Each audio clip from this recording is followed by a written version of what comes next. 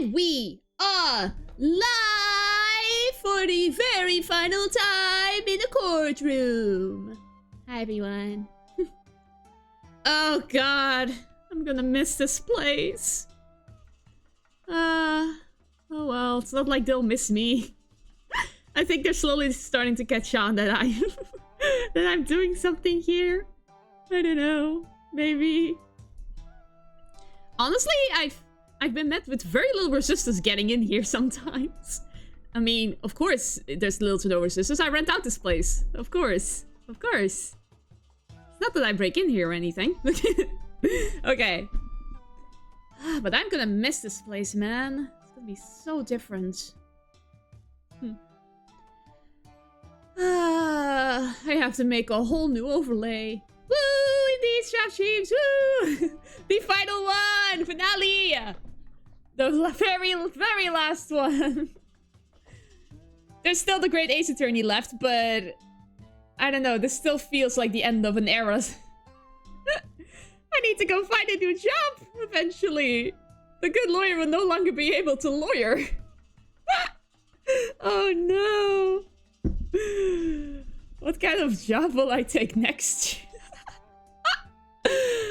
Oh, perish the thought. I don't want to go job hunting. I'm not anything special, look at me. Okay. Anyway, the anxiety about my future aside, we are gonna begin. Time to support Phoenix again without needing to pretend to be part of the Quran loyalists when it's saying my cover for the rebellion. Of course that's what you did. But of course that was your plan all along. Okay, anyway. If you think of a good job for me afterwards, then yeah. You see, it was all an act. Jazz hands.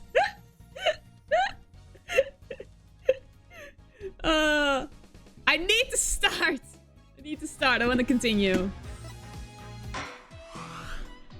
The final time we will see this. We need to go like switch through all of the games after this. Just like a final victory round. I'm nervous. I really hope this goes well. Okay. I mean, if you want another long play, there's always Kingdom Hearts. But what has that got to do with lawyering? The good lawyer doesn't just play any game, you know? I'll figure something out. September 22nd, 1:48 p.m. The Write Anything Agency. What? So the whole time traveling thing was just a ruse put on by the guests at the reception? Yes, apparently. I mean, Sora makes good arguments. I'll look into like other jobs with a good lawyer, but I don't know. Kingdom Hearts seems very, very time consuming. And also very difficult. I'm not that good. Have you seen me play Devil May Cry? I'm not good at fighting games.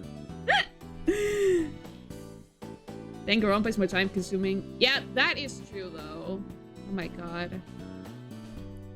Those games are so long. But I've already played those, so the spoilers are off of them. I'm not gonna play those live again. Not again. I'm not gonna play those live ever. Looks like it. I knew there had to be some kind of trick to it. Wow, 2 wedding receptions? Can you imagine? I wonder how much that must have cost them. You don't need to worry about it, they're billionaires. For them, spending money is a win for us. I have no idea.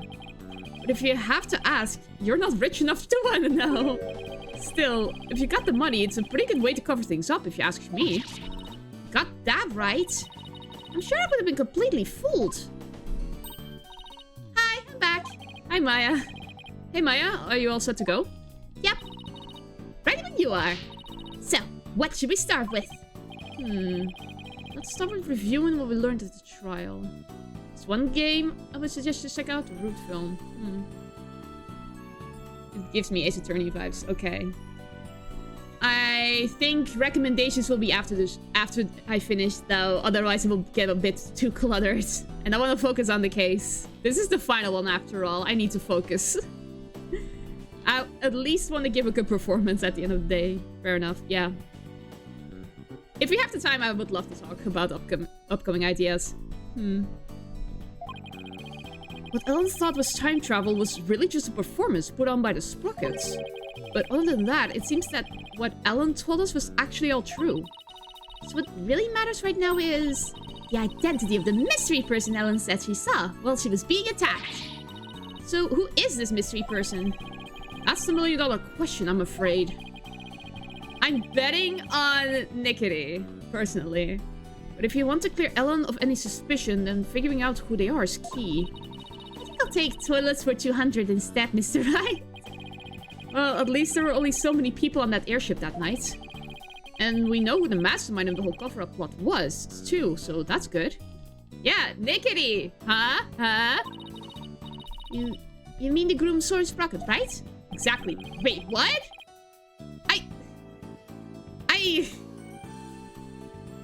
I wouldn't think that of Soren. Soren is too airheaded to pull off something like this, right?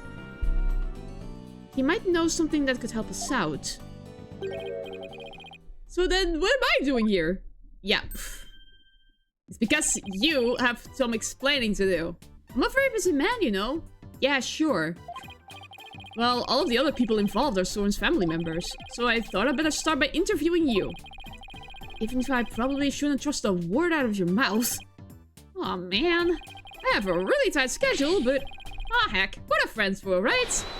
Okay, pal. Go ahead. Ask me anything. Yeah, you did totally call me a jerk face in the trial. You do remember it was you who came to me for help in the first place, right? Larry.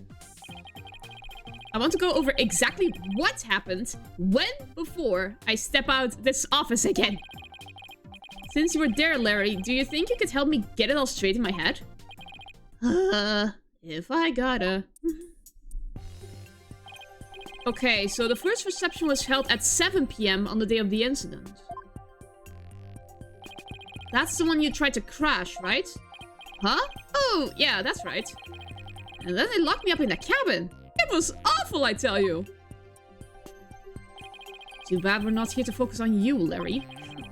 And then the incident occurred after this first reception at around 10 PM. Ellen was attacked in the reception hall by Bloomsbury. He forced her out onto the vista deck and was just about to kill her. But Ellie fought back and ended up killing old Bloomsbury instead. To cover it up, the family quickly threw together a second reception. That's what Edgy is claiming anyway. But I know my Ellie didn't do it. Your Ellie... The key point here is the mystery person Ellen said she saw strike Bloomsbury just before she passed out. Did you see anybody suspicious skulking around that day? Nope, not a soul. Because I was locked up in a cabin at the time. But you managed to escape and sneak back into the reception hall. That's when you switched the lantern in the event hall with the lantern in the hold, right? Did you see anybody then? Nope, the place was completely deserted. I guess because that Pierce Butler guy had everybody gathered together somewhere. That makes sense. He must have been going over the cover-up plan with them. Oh, I see. He switched them while Pierce was planning this second wedding. I see. Okay, that's why he was able to sneak by undetected. So clearly the murder had already happened by the time Larry got out. They must have gotten everything ready fast and had the second reception soon after that. Then, after that second reception, Ellie went to clean up the reception hall. And as luck would have it, that's when she found the body in the lantern I'd brought up. Yeah. I tried to do something nice for Ellie out of the goodness of my heart, and this happened. Still don't know exactly what happened during the actual murder itself. Yeah, good point. We'll just have to look into it, along with the identity of that mystery person. Yeah, I think the direction they're going is it Soren or is it Pierce? And I think it's Pierce. Soren wouldn't do this. So while the murder was taking place, you were locked up in a cabin. Did you see anything unusual while you were in there? In the cabin? Let's see. Well, there was that pterodactyl flying through the sky. That's pretty unusual. But I know what that is too. Oh, right. That drawing of that pterodactyl you saw. What with all the air quotes? I really did see it, I swear. But, Larry, the time travel thing never actually happened. Which means you couldn't have seen a real pterodactyl flying through the sky. Oh! Are you down in the eye of a super popular picture book author? No, I'm just sure you saw something else, and mistook that for a flying reptile. Nick! You make me down by your eyes! Now I'm not even sure what I saw! This man is exhausting.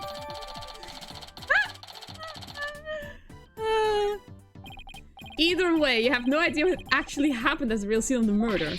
That's right! I can say that with every confidence. Great, that doesn't help! Oh wow, would you look at the time? I better go. I have a book signing to get through. A book signing? Whose book? Whose do you think? It's mine, of course. It's a Maurice Donim book signing. I bet you went around and begged a bunch of bookstores to let you do one. Of course not. They're the ones going around to beg me. Looks like I guessed right. Anyway, I have to go. I'll send you 10 copies of my new book that just got released the other day, alright? 10? That's very generous of you.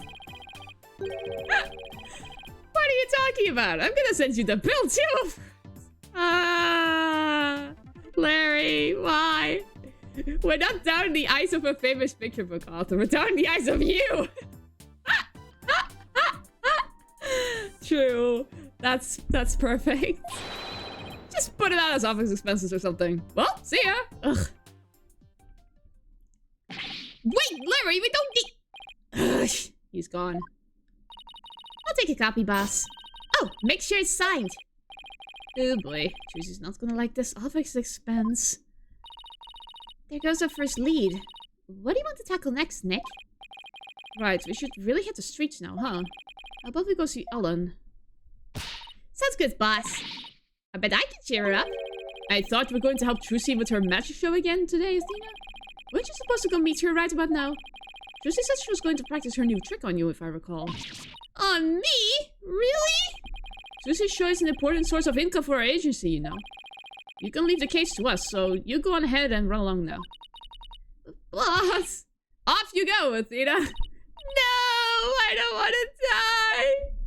Well, rest in peace. We accept your sacrifice. You better get going too, Maya. Okay. Poor Athena. Oh, she's stressed again. Oh, this poor woman. Oh no.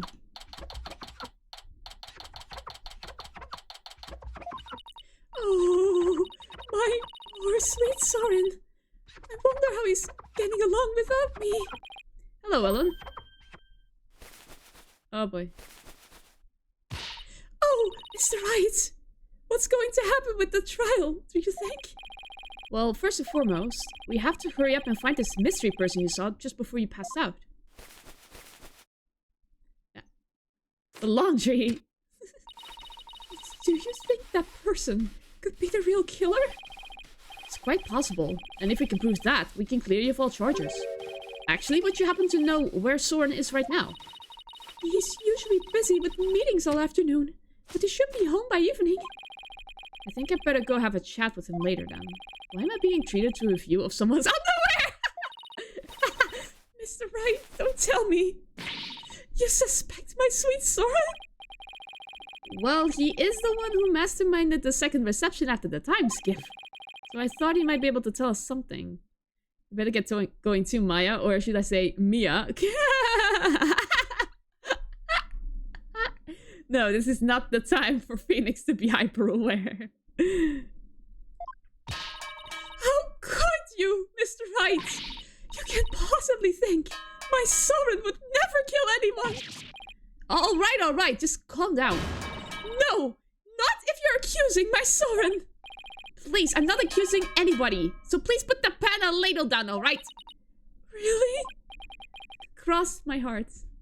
Cross my heart and hope to die. So for now, would you mind if I ask you a few more things about the case? Ugh. The ability to put herself together is something I admire. Like, oh my god, I wish I was able to do that. I better be careful not to provoke her. Could you tell me about Soren? There's nothing to tell. He's squeaky clean. Alright, okay. Maybe I should avoid the topic of Soren right now. Let's talk about something else then. Fine. But you won't hear a peep out of me about Soren. Talk about pulling teeth. Could you tell me about Pierce Nickety then? Pierce? He came to Sprocket Manor about a year ago. As the family butler, he's now in charge of everything in the household. Only a year ago? Did he have some kind of special connection with the family? I'm just a maid, so I'm not privy to such things, I'm afraid. Might have been Soren's order, but Pierce is the one who coordinated the whole thing. He's the one who really orchestrated the grand time travel farce. He must have quite a bit of authority in that family. I think I know why. But no matter how good he is at his job, how could anybody gain that much influence in a single year? I really don't know. I mean, he is an excellent butler. Wouldn't that explain it? Is it really as simple as that? No, it isn't. What you thought was time travel was really just a cover-up carried out by your in-laws. Pierce said Soren was the one who ordered the whole thing. I still can't believe it. Even if the second reception was fake. Soren would never use time travel for something like that. He's very serious about his time machine research, you know. I heard there's a reason he's researching time machines, actually. Something about something he wishes he could change? But isn't the whole idea of traveling back in time itself a little fantastic? I don't think so. After all, Soren said real time travelers do exist. Really now? You think he knows someone who actually traveled through time? That's right. I haven't seen it personally, but Soren said as much. So I believe it. Somebody who actually traveled through time, huh? It's pretty hard to believe. Thank you, Alan. You're going out to do your investigation now, aren't you? Yes, that's right. Please make sure you don't cause Soren any trouble, okay? I'm afraid I can't promise you that. What? I'm sorry. But we have to stress your husband out. Please, whatever you do, please don't upset my poor Soren any further. Real time travelers do exist. Literally all of us, but also anyone in the plane or astronauts. Wow, that's very thought-provoking. Sheesh. I'm begging you. I'll do my best not to cause him any unnecessary trouble. Oh, I couldn't bear it if Soren ever came with a suspicion. Yeah, it is. I'd rather be found guilty myself! Ah! Yikes! Oh, please, don't work yourself up like this! You don't want Soren to worry, do you? The faster you go, the more time dilates. Wow, yeah. Actually...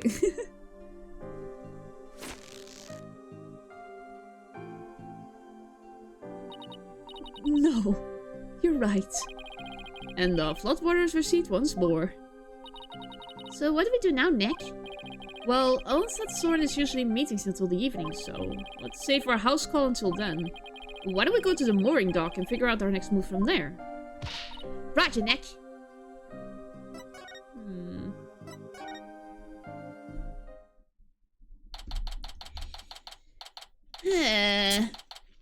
I think I already...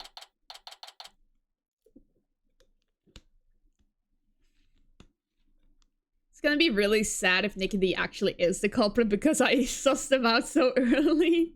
But I don't want Soren to be the culprit. So where should we start?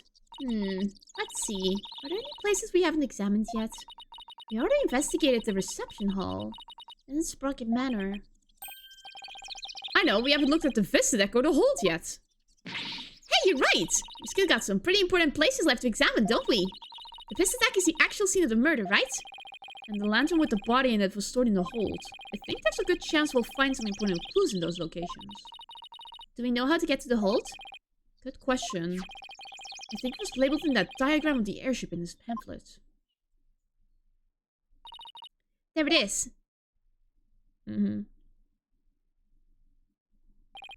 Well, what are we waiting for? Let's go. Hey, guard, can we allow her to have something other than her wedding dress to wear in prison? That fabric is never going to get the dust and dirt from the holding cells out of it. Ah! I think she's working 24/7 to keep her dress clean. She's like dry cleaning her dress while she's wearing it. Oh, poor Ellen.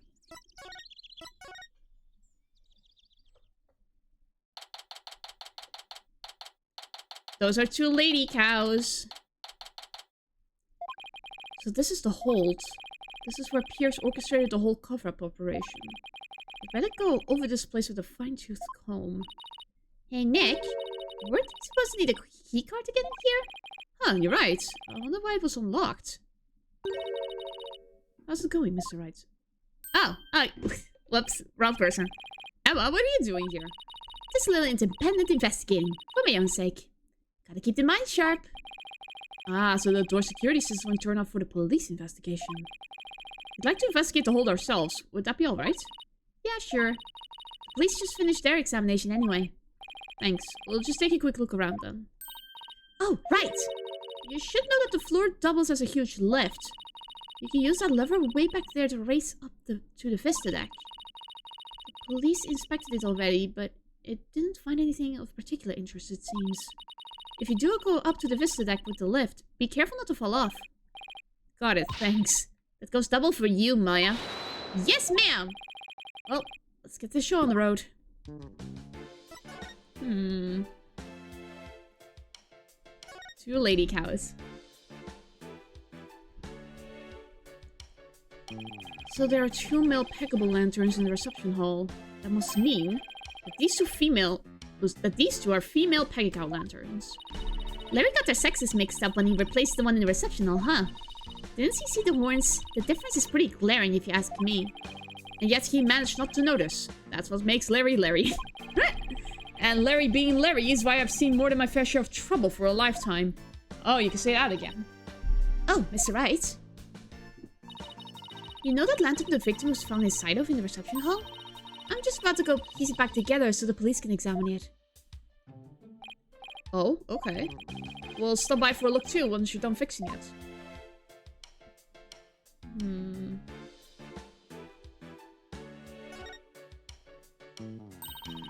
These are the flowers you saw in Larry's photo. Petals make them look like little gears. Perfect flower for the Sprocket family, huh? Maybe they were going to shower the couple with the petals. You mean kind of like how people throw rice or confetti? Yeah, like that. Only these were found at the scene of a murder instead. Yeah.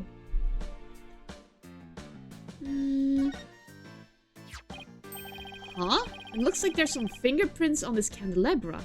Oh, that's the murder weapon.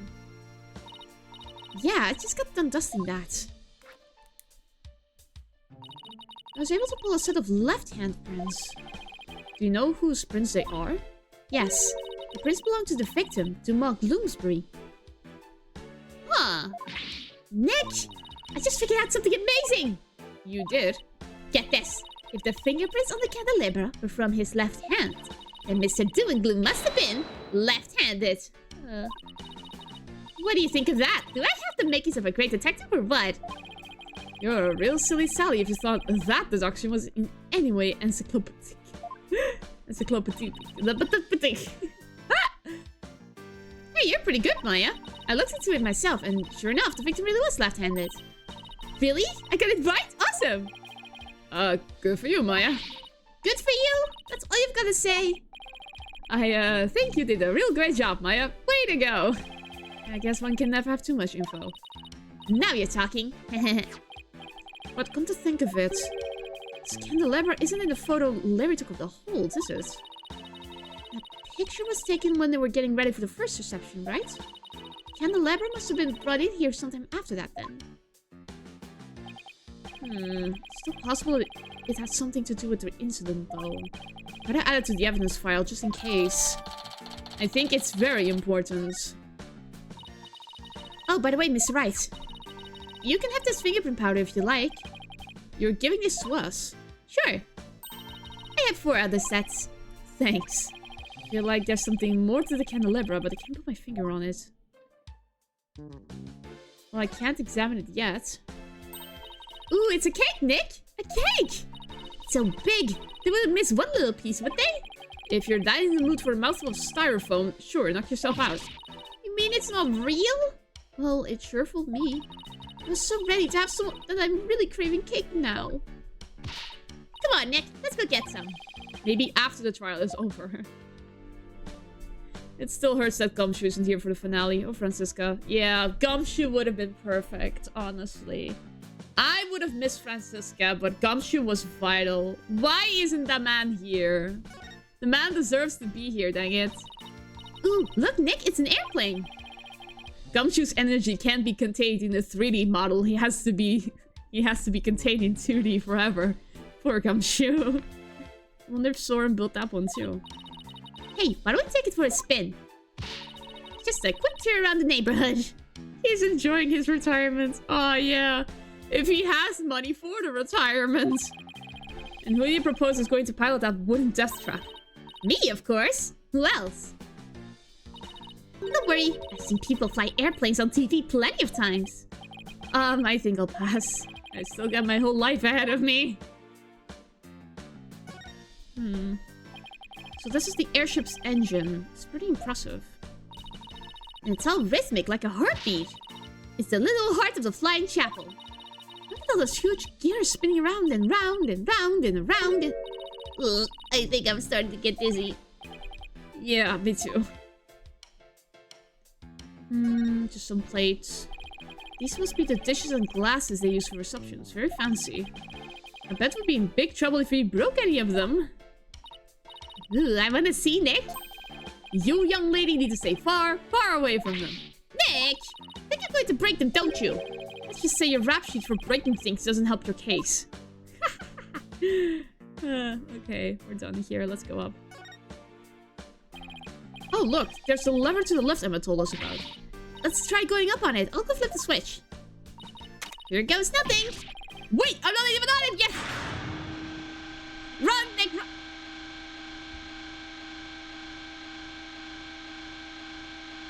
Oh my god! Hey, Maya, stop the lift! Oh my god. Whoops, sorry. I got a little carried away. Never mind that. Move over a little. Okay. Is that blood? Blood? Let me see. Could it be Mr. Gloomsbury's blood? Well, this list goes up to the Vista deck when a murder took place, so I think that's the most logical conclusion. But I thought the victim was clubbed to death and that there wasn't much blood. So it tells me I better take a picture of this. Yeah. This isn't good. It's unknown whose blood it is. I should ask Emma about it some more later. Maya, can you bring the lift back down now? You got it. I'll go flip the switch again. There. I did not expect the blood. That was actually pretty clever of a reveal. I did not expect that. Done. I'm gonna find out some more about that blood stain. But for now, I guess we should go up to the Vista deck. Take a look around the actual crime scene for ourselves. The view must be great from up there. I bet it'll be awesome. You mean it would be if it wasn't the scene of a murder? Okay, to the Vista deck we go. Make sure you actually get on the lift this time, Nick. I know, I know. Okay, I'll just flip the switch again, and away we go!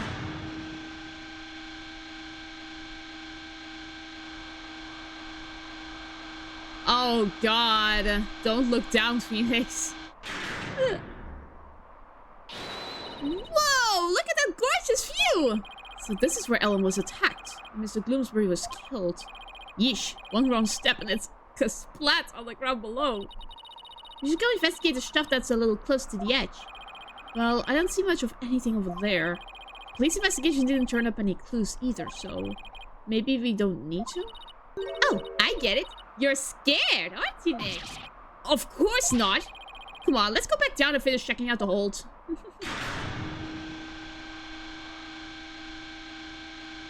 Check if there's blood on the other side. No, no.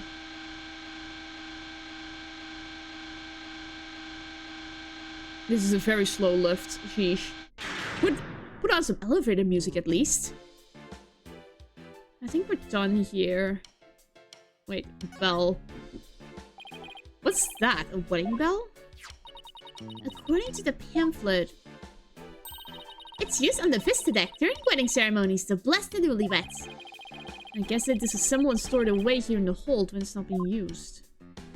Okay, that's it. Blood. Any progress with your investigation? Nothing conclusive yet, I'm afraid. Almost everybody was involved with the cover-up, so it's hard to know who or what to believe. I know what you mean. Unless you have some compelling evidence, I'm afraid it's going to be a tough trial for you. You're telling me. There isn't much time left, so I've just got to make do and see what I can turn up. Emma, can we check out this candelabra a little more? A little more? What are you... Oops! What happened? I almost dropped the candelabra and the candle slipped off. Well, let's be careful with that. It might be important evidence. Wait a minute. Now what? One of the pins that hold the candles is broken. What? There's definitely something fishy about this candelabra. There is. What makes you say that? Call it forensic investigator's intuition. We already discussed it for Prince earlier, so let's test it with Luminol this time. Knowing Emma, they'd use every test she has at the same time if she could. Just hang on, it will only take a second. Hope this turns up a new lead somehow. Well, Emma, did you find anything? Take a look at this, Mr. Wright. Yeah, it definitely is a murder weapon. What is all that blood doing there?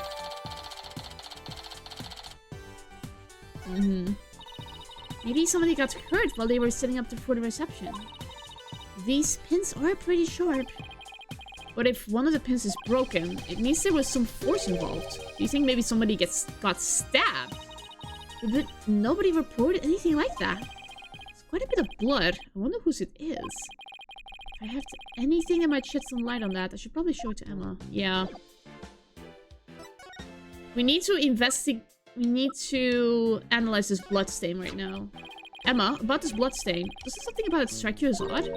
What's so odd about the victim's blood? It's not exactly... There's just something about it that bothers me. Now that you mention it, I can't say I necessarily disagree with you. Maybe I should talk about this some more with her. Yeah. About this bloodstain. What about it? There's something about it that's been bothering me. Oh yeah? What's that? Well, there's a huge bloodstain on the crime scene lift and a bloodstained candelabra. Now, this is only a guess, but I'm thinking maybe these two bloodstains are from the same source. I'm thinking maybe these two bloodstains are from the same source. Guess that is a possibility. Can we compare the two bloodstains? Would that take a lot of time? Are you kidding? Don't underestimate the power of science. It'll be done in a jiffy.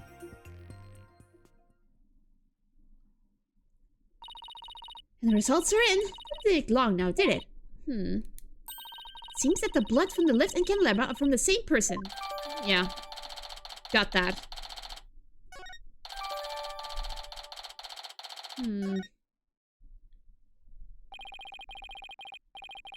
Oh my god. Wait. Bloomsbury stabbed someone? Oh god. Who here has an injury? Oh god. Nobody reveals anything in this family though. Nobody will like show it. But if this isn't Mr. Bloomsbury's blood... Well, that's just a guess, but what if Mr. Bloomsbury stabbed somebody with a candelabra pin? That would explain both the huge bloodstain on the lift and the blood on the candelabra. Oh my goodness, if that's true, then that means there was somebody else present at the scene of the murder! It does, doesn't it? This just might substantiate Ellen's statement about a third person. Emma, could you have this blood analyzed? Sure thing. A mysterious bloodstain on the candelabra with the victim's prints on it. This might be the thing to back up Ella's memory of seeing a third person. Next up, the reception hall. It might be worth taking a look in there. Reception hall. The forensics team is in there investigating right now. Oh, they are. Well, we don't have time to just sit around, so let's go check out something else. Good idea. We could go question some people. Especially Soren. Quite a few questions for that guy. Sounds good, Nick. Have to do some legwork then? Yep, I thought we'd head to Soren's house for starters. He was accompanying the police on their investigation here earlier, but he's probably home by now. Great, thanks. Later, Emma. Okay. I really don't want it to be Soren. But they're making Soren super suspicious, so I don't think it will be. I really hope not.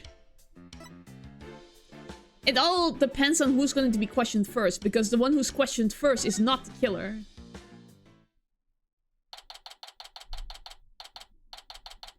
September 22nd, Sprocket Manor. Foyer. I still can't get over how gorgeous Sprocket Manor is. Just don't touch anything. I wasn't going to. She was definitely going to. I was told I had guests. Hello. Thank you for seeing us, Soren. We know you're busy. We'd like to ask you a few questions about the case, if you wouldn't mind.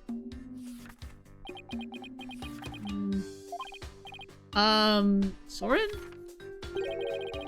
You're Ellen's lawyer, right? Huh? Yes, that's right. Don't tell me he doesn't remember me. Will Ellen be found guilty? We're doing everything we can to prevent that. That's why we're here investigating. Will you please tell us what you know? Soren? Alright, fine. What was that pause all about? It was you who gave the order for that large-scale cover-up plan, isn't that right? What's large-scale cover-up? Oh, of course. Don't play dumb with us! You held 2 wedding receptions in order to try and cover up Mr. Gloomsbury's murder. Ellen thought that through the power of the timekeeper you built. She traveled back in time. Ah, so that's why there were 2 receptions. He doesn't know it either. Pierce is the culprit. It's so obvious now. Wait, does he seriously not know why the reception was held twice? Looks like I'll have to delve deeper here. So the cover-up scheme, that fake trip through time. You're not the one who was behind it all. Pierce Nickety stated in court that you were the one who ordered it to be carried out. Pierce said that? I see. I leave him in charge of everything around me. So whatever he decides is, in essence, my decision too. So I take it that you didn't know anything about the cover-up? It's none of your business. But you were in 2 wedding receptions in a row! And still, you claim to know nothing? I have nothing more to say to you. Please leave. But Soren? Nope. He's gonna throw an airplane with "Get out of my house." Ow! Oh, there's something written on this paper airplane. Let's see. Go away. Doesn't get clearer than that, huh? It's looking especially uncooperative, but maybe I can grab his attention somehow. It's like one piece of evidence I don't know much about. It's worth a try.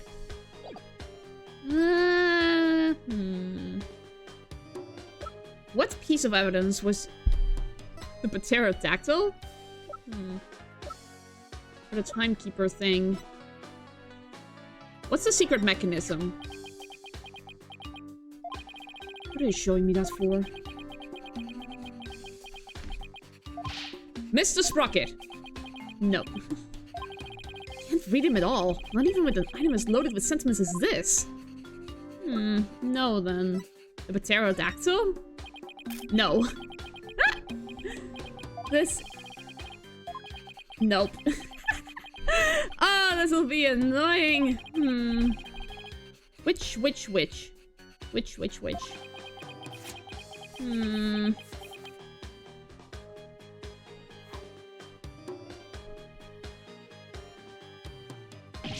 Ow. This guy really doesn't want to talk, does he?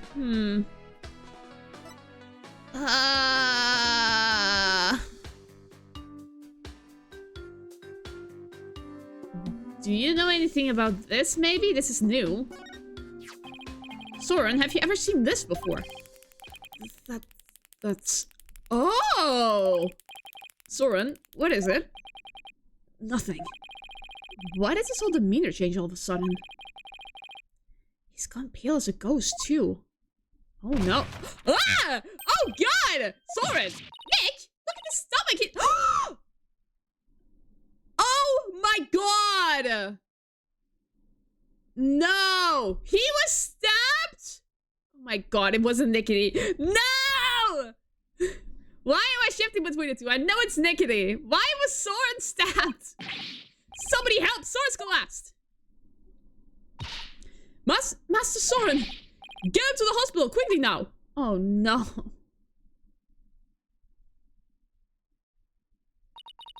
Poor Soren. There must be one serious wound.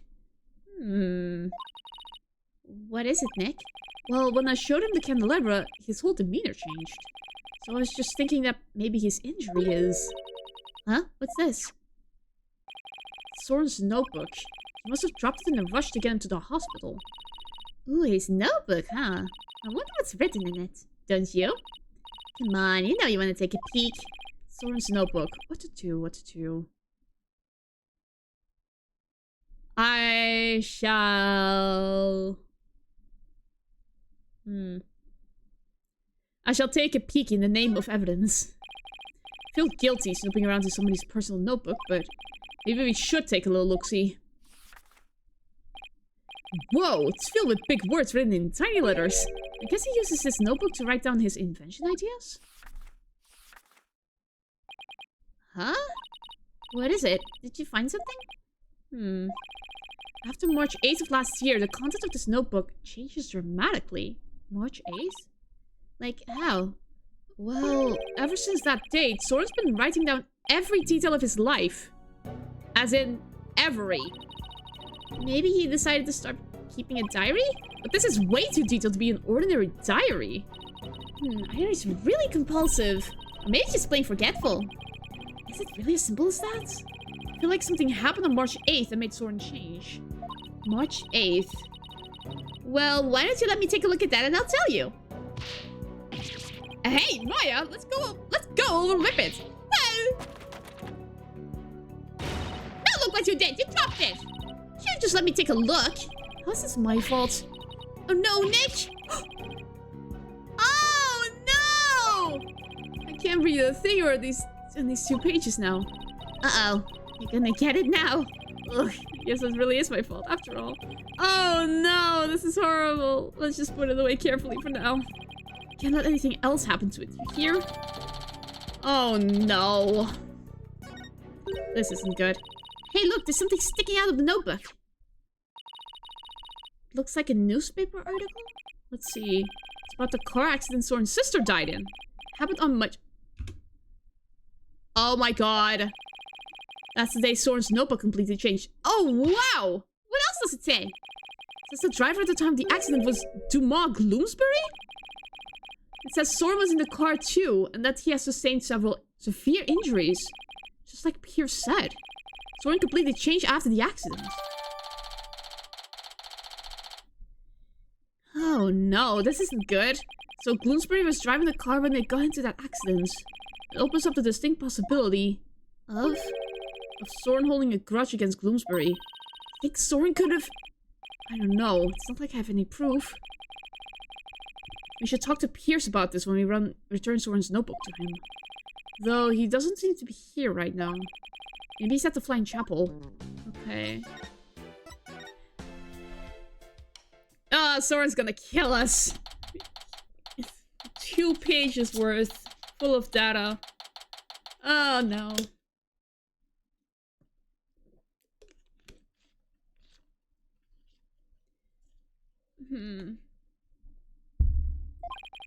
Sure hope Pierce is around here somewhere.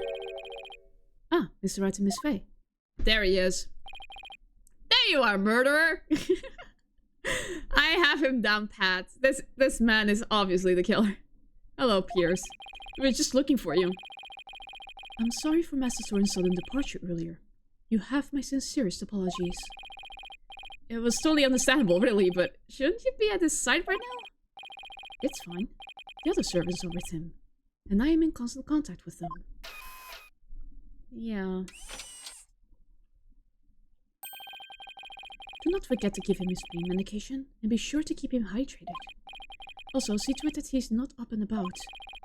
He needs complete bed rest. Is this what happens when you're too rich for normal peasant phones? I must return to Master Soren now, but... Did you want something of me? Actually, here's Soren's notebook. He dropped it when he collapsed. I hope Piers doesn't notice the bloodstain. Oh, thank you very much for this. I will see to it personally that Master Soren gets it back. Thank you. Soren's notebook given to Piers. I trust you did not look inside. Of course not! Because it is filled with numerous patent-worthy ideas, you see. Look, I know you're busy, but would you mind if I ask you a few questions about the case?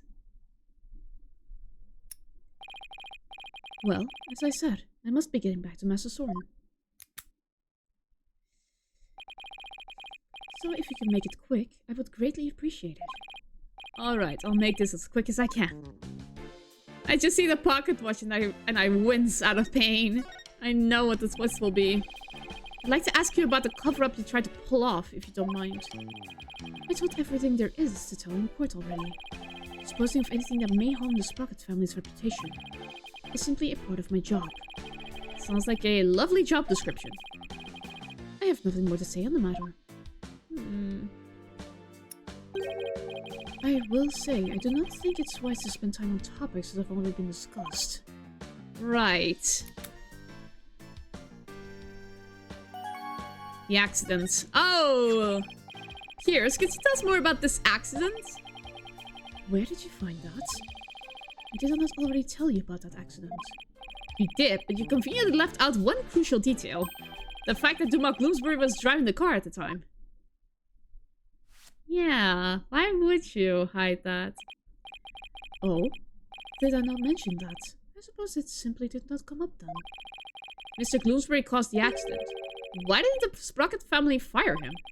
Wouldn't that usually be the natural consequence of such a huge mistake? Please do not misunderstand. Bloomsbury stayed on with the family. On Master Soren's request. What? That is the type of person Master Soren is. Perhaps it was the influence of Miss Selina's kind nature. She was such a sweet person that even in her last moments, she thought of Master Soren. Not only did Soren not hold a grudge against Bloomsbury, he insisted on keeping him on? Now I really don't understand how that guy's mind works. Yeah, me neither. Selina's last moments? So you were present for Selina Sprocket's last moments? Uh-oh. Yes. In my professional capacity. The accident happened on the way to a certain party. And what kind of a party was it? It was Miss Celine's engagement party. Oh. Bloomsbury's injuries were minor, but Miss Selina's and Master Soren's were critical. They were brought to the Sprocket family's regular hospital. Wow, they have such a terrible thing happen on what was to be a day of celebration? Thanks to the surgeon in charge, Master Soren pulled through. But Miss Selina, she...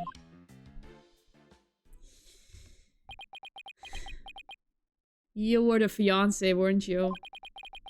The last words Miss Selina said to me were... Please help Soren. Ever since then, I have attended Master Soren and tried to help him in any way I can. I see. Selina's fiancé must have been devastated. Indeed. You were the fiancé! The shock of losing Miss Selina was so great, he quit being a surgeon. He was a surgeon? Wait, so the surgeon who tried to save them both, was he... Yes, he was Miss Selina's fiancé. Oh my god! That's horrible! Oh. What a terrible tragedy. How awful. So, where's the fiancé now? You're looking right at him, Phoenix! Good question. I wonder that sometimes myself. So Selena had a fiance. I'd like to find out more about him, but I doubt I'll find him anytime soon. You're looking right at...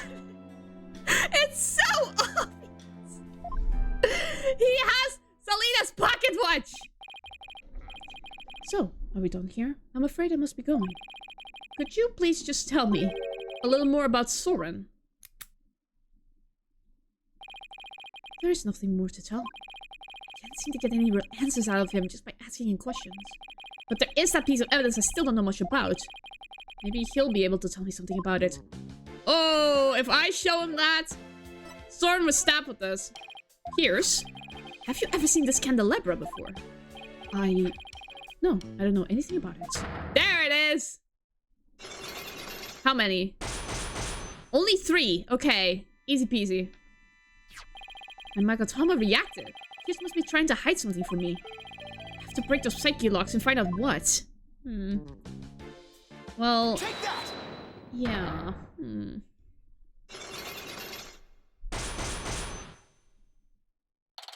Here's a secret. Pierce? You're hiding something from me about this candelabra, aren't you?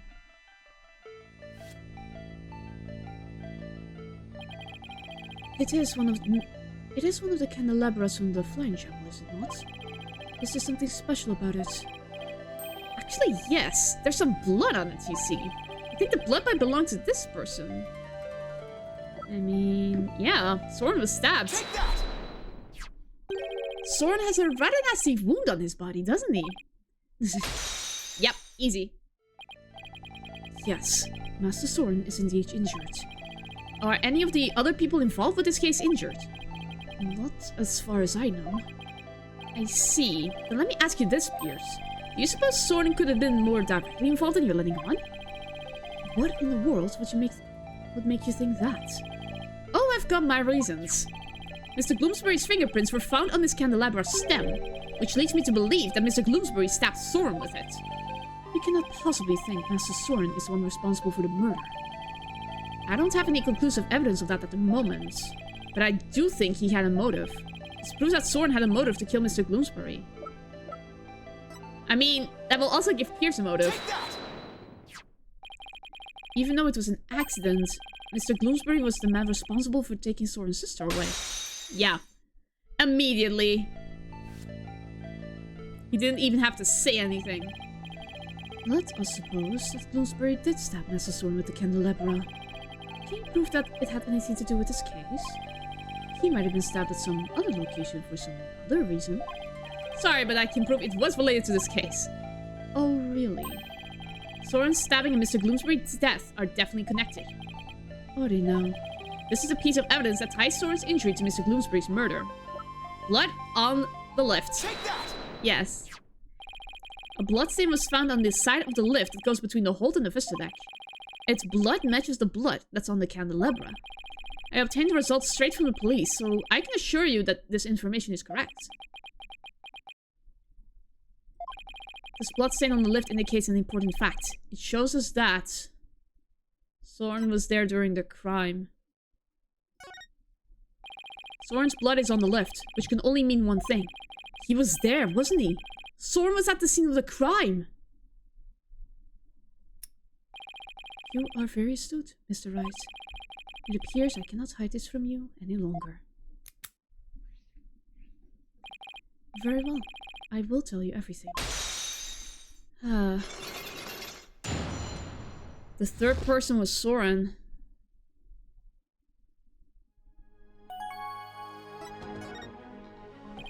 Could you tell me about Soren's injury? Very well. This is what I heard directly from Master Soren himself. As you surmise, Master Soren was stabbed by Gloomsbury on the day of the murder. It happened after the first wedding reception. The happy couple was in the reception hall when suddenly Gloomsbury appeared. He attacked Miss Ellen and tried to take her away. Master Soren wanted to stop him and found himself in a struggle with Gloomsbury. That is when Mr. Soren was stabbed with a candelabra, he said. Even though Master Soren was badly injured, he went after Gloomsbury. So Soren really was at the scene of the murder, wasn't he? Yes, that is correct. However, by the time Master Soren arrived at the scene, Bloomsbury had already been murdered. So here's the saying that Soren was at the crime scene, but that he didn't have anything to do with the murder itself. Even still, why did you try to keep such an important piece of information from me? I am very sorry. Master Soren's injury and Bloomsbury's murder were not directly related. So I decided not to mention it, so as not to unnecessarily complicate the investigation. Ugh! Exhaustive, man. Now then, I am sorry, but I am afraid I really must go now. Please excuse me. Thank you for your time. You should have just told us everything in the first place. It saved us all a lot of time. Yeah, but I guess it isn't that simple for him. He is the family butler after all. He's also the murderer. He sure didn't make our job any easier though, did he? But at least we learned something new. Soren was at the scene of the crime. That's true. One step forward is better than none. So, what next, Nick? Oh no, do we need to say that the third person was Soren? Uh-oh. Let's see. Forensics team might be done investigating the reception hall by now. Let's go check it out. Sounds like a plan.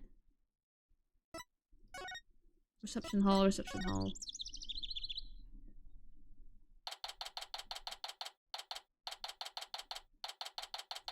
Is she wiping the glass with a letter? Looks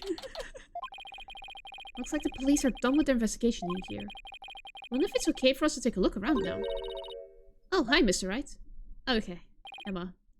Hi, Emma. Would it be alright if we were investigating this room now? Sure, the police are all done, so go for it. Oh, remember that broken lantern? I restored it to perfection. I have to say, it's some of my best work. Sounds like the repair job was a resounding success. Thanks, Emma. We'll take a good look at it, too. Well, I have to be getting back to the station. Try not to mess up the crime scene if you can help it. We'll be careful. I'll be seeing you. Okay. Bye, Emma. Thank you. Well, shall we get started? Yes. Where's the lantern? Also, what are you doing? Hello. Hey, take a look at that door. I wonder where it goes. Shall we open it and see? Oh, wait, please don't open that. It's the emergency escape hatch. It leads directly outside. You'll fall to your death. Whew, that was a close one. Huh, Maya? I'll say...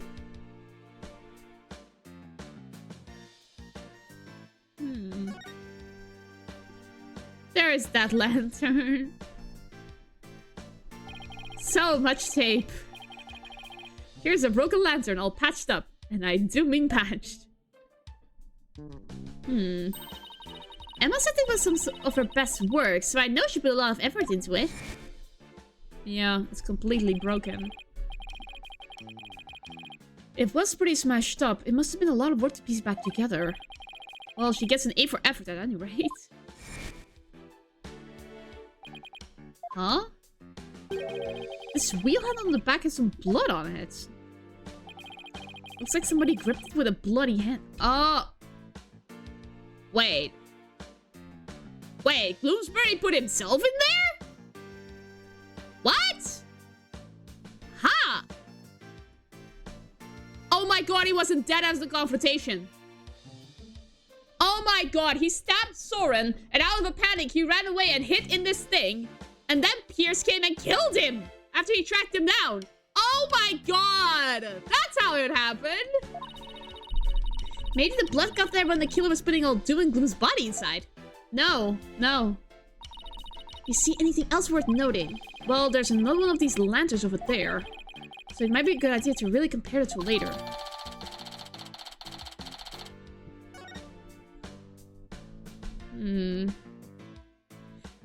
I pieced together how the murder looks. Oh yeah, something was shining over here! This is where the murder weapon, the timekeeper, was displayed. Guess it's in police custody now. Huh? What's this? A key? Let's ask the maid about it. Good idea. She might be able to tell us something. Excuse me, could I ask you a question? Oh, of course. What would you like to know? Do you know anything about this key? It's the key that starts up the timekeeper. A startup key. That's right. Oh. Oh, the first startup of love ceremony was so beautiful.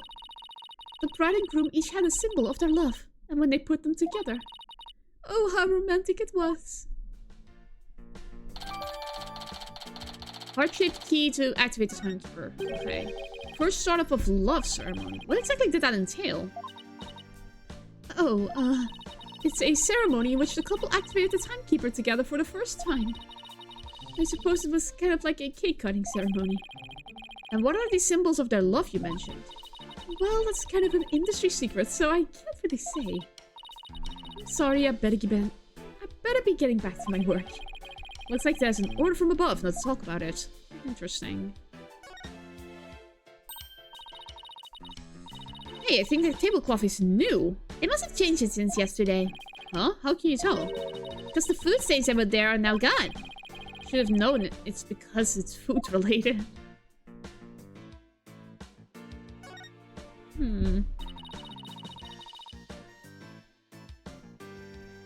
It's another beautiful day outside, isn't it? Yeah, if only it wasn't the scene of a murder, we'd really enjoy it. True. Must be tough for the maids to have to work on a beautiful day like today. Oh, we don't mind. Whoa, I didn't think you could hear me away from here. We don't think of it as simply cleaning. It's more like we're wiping away all of the sadness stuck to this airship. Wow, talk about devoted. Guess we've checked out everything of interest in this area.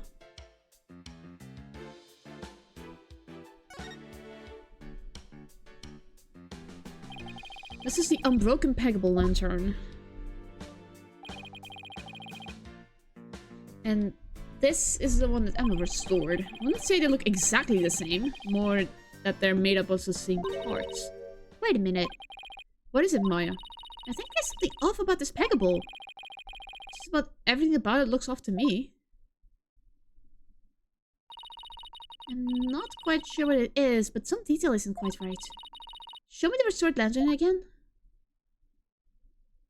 It's a different wheel. Hey, I know, it's this, right?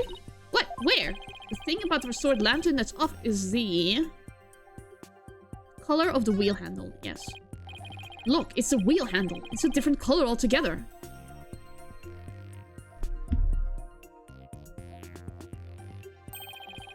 Emma got the inside and outside wheels handle switched around. Oh, wow, you're right! And there's blood here on this handle, as if somebody gripped it with a bloody hand. Right. Which means that the blood got on the handle from inside the lantern. Very interesting. Do you think the blood got there when the killer was putting the body in the lantern? It's really hard to say at this point.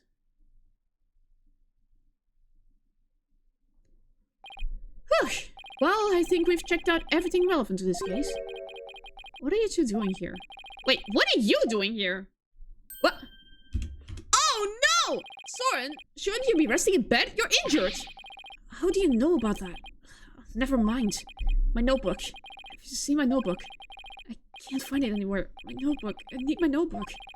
What's the matter with him? My notebook. I have to have... Wait. Master Soren. Ah, there he is. Master Soren, I told you to stay in bed. My notebook. Here you go.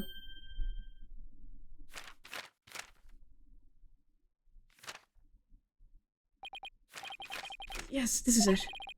So Soren gets emotionally unstable without that notebook of his?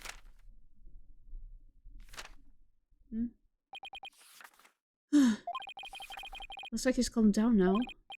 Soren, do you mind if I talk to you for a minute? I cannot allow you to do that. What if his wound were to open up again? He needs to rest. Ugh. Oh, I guess you're right. Now, if you will excuse us. Master Soren, let us retire. Alright. Something very bad is going to happen. I have a feeling. There they go. Hughes is right. I guess he really isn't in any condition to be questioned. Well, let's go back to the agency and sort through what we've learned. Agency. I don't like where this is going. I'm going to cry, I think.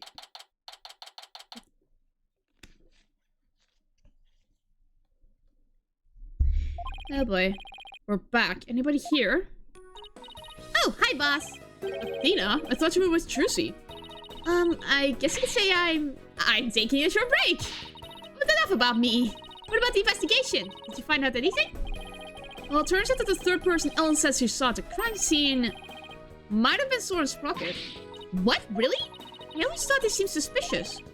Thing is, by the time Soren got to the visitor deck, the murder had already occurred, apparently. No way. I don't buy that. Not for a second. It's a cover-up. Cover-up, I tell you. That's certainly a possibility.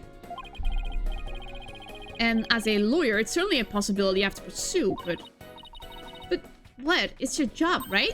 So pursue the heck out of it. Just do it. Do it! Just do it! Yeah, but... Is that really what's best for Ellen? Oh no. Soren could be found guilty if the truth comes out tomorrow. But if we don't pursue this possibility, Ellen could be found guilty instead. Oh man. Either way, it sure doesn't spell out a happily ever after for the two of them. Well, I'm gonna make it happen because Pierce is guilty. I don't care if it's denial. It's not denial. He's certainly the killer. So what are you gonna do, Mr. Wright? Can't let an innocent person get convicted. So I guess all I can really do is pursue the truth. Even if it ends up devastating Ellen. What a tough call to make. Still, there's always a chance, right? Maybe something will come up during the trial that will save their marriage. I hope so. I really do. Well, Maya, let's go. Break the news to Ellen, you mean? Yep. Mr. Wright, please take me with you. I bet I could help you counsel Ellen through this piece of bad news. Athena? I appreciate the offer, but don't you have somewhere else to be? Do I? Athena, what are you doing here? I've been looking all over for you. Come on now, let's get back to practicing. No, wait, my body can't take it anymore. Boss, you gotta help me. Lawyer always keeps their promises, Athena. But boss! If you bail on me one more time, Athena, I'm going to use a real blade on you. Ah! Oh my god, Trucy is horrifying. Oh my god. Sorry, Athena, but somebody's gotta do it. Better you than me, though.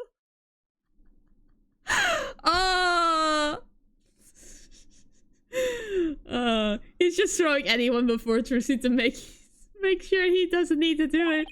Hang in there, kiddo. You're gonna be fine. This is what I had to go through for the last 10 years. Come on, Maya, we better get going. Ah! Ay.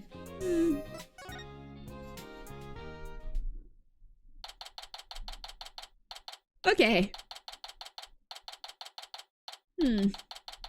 Oh, this is gonna destroy her. Hello, Ellen. How did your investigation go, Mr. Wright? Before I answer that, I need to ask you something. Was Soren with you when Mr. Gloomsbury attacked you in the reception hall? I'm sorry I kept it from you. I was afraid that it'd come on suspicion if I told you. So I kept quiet about it. I'm really sorry. I see. I thought it was probably something like that. Listen, Ellen, I'm afraid I had to make a very difficult decision based on what I found out. What kind of decision? This is very hard for me to say, but the mysterious person you saw at the scene of the crime was most likely Soren. What? I am so sorry. In other words, in court tomorrow, I'm afraid I'll have to propose the possibility that Soren is the true culprit. No! Soren is innocent! No! But don't you see? If I don't try to pursue that line of thought, you'll be found guilty! No! No! No! Please, Ellen, calm down! Ah! Soren just can't be found guilty! I'd much rather I'd be found guilty instead! Ellen, you can't let yourself think like that! But no! Marriage is for life, right? Do you really think you can run away from the truth and still be truly happy with him? You're not married! So how can you possibly understand? Sometimes you just gotta do whatever it takes to make things work! But... Nick, you talk to her. Hey, don't just dump this all on me. Mr. Right, I'm innocent, and Soren is too. So please, prove our innocence in court! I'll certainly do everything in my power. I just hope she doesn't lose control like this in court tomorrow. She most definitely will. Okay.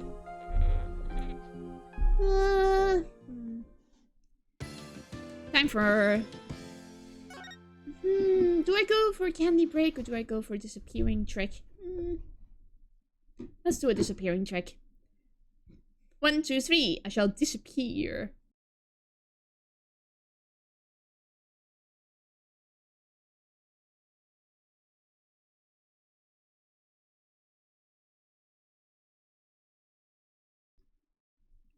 One, two, three, and I appear once more. Oh. I wanted to do 2 for 1, but I have sour candy again. So that was a bad idea. Oh well.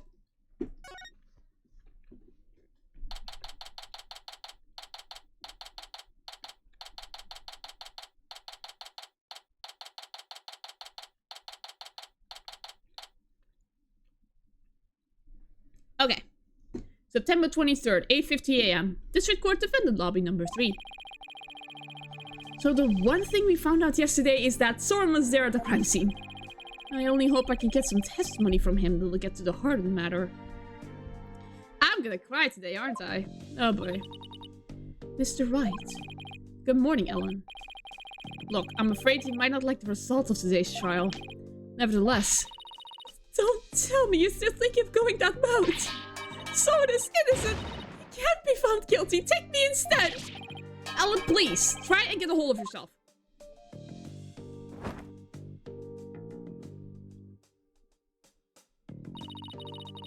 I believe in Soren with all of my heart. So how dare you doubt him? Regardless of which one of them is found guilty today, it's going to be devastating for Ellen, isn't it? We'll just have to do everything we can. That's the best we can do, you know? The trial is about to begin, Mr. Wright. Alright, let's go, Maya. Yeah. I am not gonna like this, aren't I? Oh, God. Oh, September 23rd, 9 AM. District Court. Courtroom number 6. Final time. Court is now in session. All rise. Judge. Court is back in session for the trial of Ellen Wyatt. I'm gonna miss you, Judge. I really do. Even though we never met me face to face. The defense is ready, Your Honor. Prosecution is ready, Your Honor. Let's see now. Where were we? In yesterday's session, we found out about the Sprocket family's conspiracy. Cover up the murder of DeMark Bloomsbury with a second reception. Taking advantage of our collective shock, the defense, as usual, made a nonsensical claim. Namely, that there was a third person present who struck the victim. Objection! That's not absurd at all. Hey, don't try to make it sound like I made it all up. The defendant herself made a statement about the existence of a third person. And further investigation has only proven her statement to be true. Then I presume the defense intends to focus on proving the identity of this third person. Is that alright with you, Mr. Edgeworth? Indeed, Your Honor. In fact, I predict that the defense will most likely attempt to name Mr. Soren Sprocket as the true culprit. How did you? The driver during the accident that killed Miss Sprocket's sister was the victim. Therefore, Mr. Sprocket had a motive to murder Mr. Bloomsbury. That's what you plan to assert, is it not, Mr. Wright? Ugh. Am I that transparent? To Edgeworth, yes. Come now, Mr. Wright. Did you really think the police will not cover this information? Congrats on getting it in one, Edgeworth. But... You're wrong! Soren didn't do it! He's innocent! Miss Wyatt, please! He's innocent, I tell you! What is this, Mr. Wright? I thought your claim about the existence of a third person came from the defendant. It did. This is just a minor hiccup. Did you not discuss your strategy for today with the defendant, Mr. Wright? Starting off on the wrong foot again is seriously cutting into my lifespan. It would appear that the defense is in disarray. Therefore, the best way to clear things up is to ask Mr. Sprocket himself what happened. Your Honor, the prosecution would like to call Soren Sprocket to the stand. What? Very well. Bailiff, please bring Mr. Sprocket to the witness stand. Oh, he's gonna flip because... Oh no! Wait. He has a very bad memory, it seems. And I think the ones that are covered in blood is the one of the incident. Oh no. He's not gonna have his notes from the incident. This is not gonna be good. Witness, please state your name and occupation.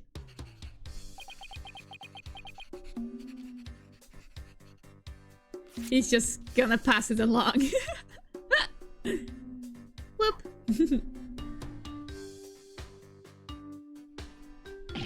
Ow! There's something written on this paper airplane. Let's see. Soren Sprocket, Managing Director of Sprocket Aviation. Mr. Sprocket, please give your answers in words, not paper airplanes.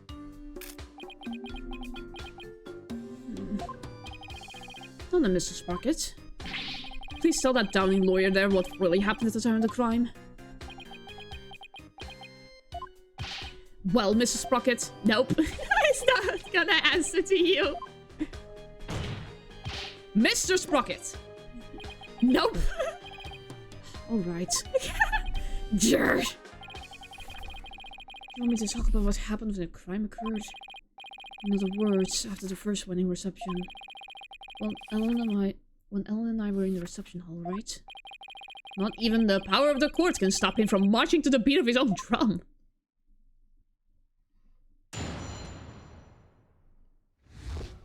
What Soren remembers? I was stabbed by TuMiiA in the reception hall, and I collapsed onto the floor. Next thing I saw was Ellen and TuMiiA on the Vista deck. I knew Ellen was in danger, so I headed for the Vista deck. When I got there, TuMiiA was already... I don't want to believe it, but it must have been Ellen. Nothing else makes sense. Wait just a minute here! You actually think Miss Wyatt killed the victim? That's right. TuMiiA was killed by Ellen. This is unbelievable. How can you suspect your bride? The woman you love! I don't think he wants to. Objection!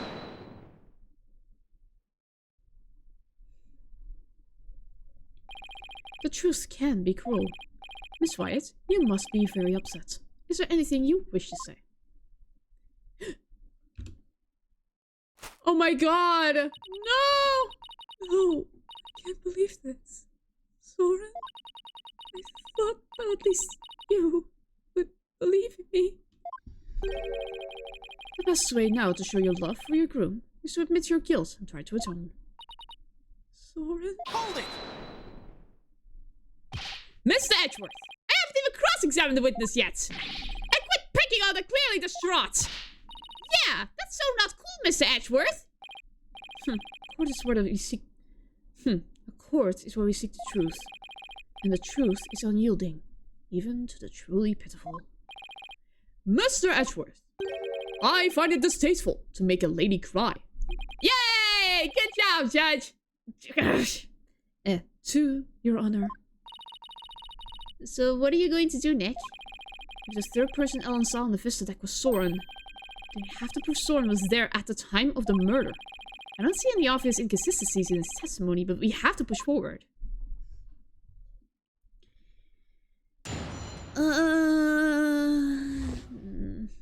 Soren remembers.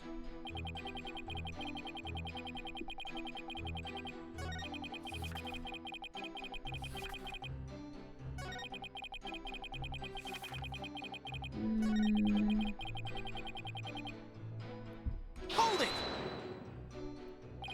Are you absolutely sure, Mrs. Sprocket, that by the time you got to the Vista deck, the murder had already been committed? Yes. But the Vista deck is just on the other side of the glass windows in the reception hall. Shouldn't you have been able to get there right away? Objection!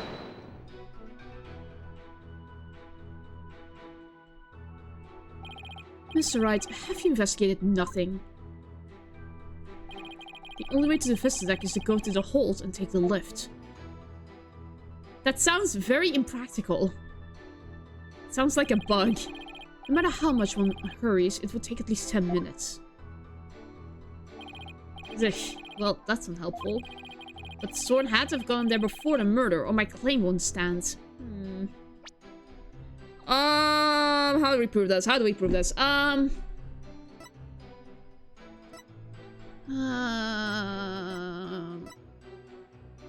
Grab Ellen when convenient to send her off on the Vista deck.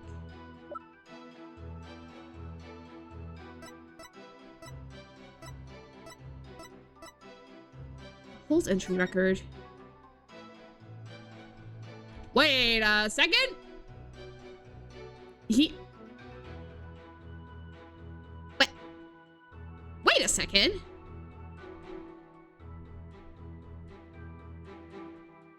If he hurried after, why isn't his name in the entry records? Okay. Do you have any ideas for me, Maya? It's definitely easier to prove that someone did go to the hold than not. I mean, you can't leave anything if you don't go someplace, right? Can't leave anything. Wait a minute. I think Maya's onto something here. The lack of a certain something actually proves that Soren didn't go to the hold. What's the matter? Are you stumped already? No. No, I'm far from stumped at Mr. Edgeworth. I know for a fact that Mr. Sprocket didn't go to the hold. You and your paper-thin bluffs. Mr. Sprocket's blood stain on the lift proves he went through the hold. So what possible proof could you have that he did not, in fact, go through there? You want proof? You got it! You do this, Phoenix? It's gotta be proof that Soren didn't go through the hold. Well, Mr. Wright.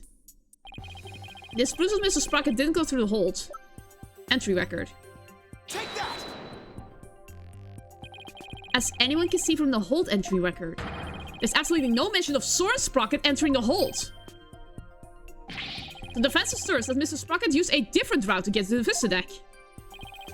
You can assert all you want, Mr. Wright. But can you actually prove another route exists? Can I prove the existence of another route to the Vista deck, you ask?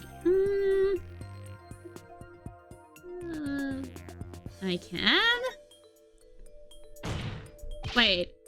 I can prove it. Even if it's just a bluff, I have to pretend something. Anything that could prove the existence of a faster route to the Vista deck. Very well then, Mr. Wright. Show us how Mr. Sprocket got to the Vista deck. Mr. Sprocket made from the Vista deck through... Wait, what the fridge? How? Take that! You would have fallen through your death! To save his bride from danger, Mr. Sprocket opened the escape hatch and made his way along the outside wall to the Vista deck. Isn't that right, Mr. Sprocket? Oh my god.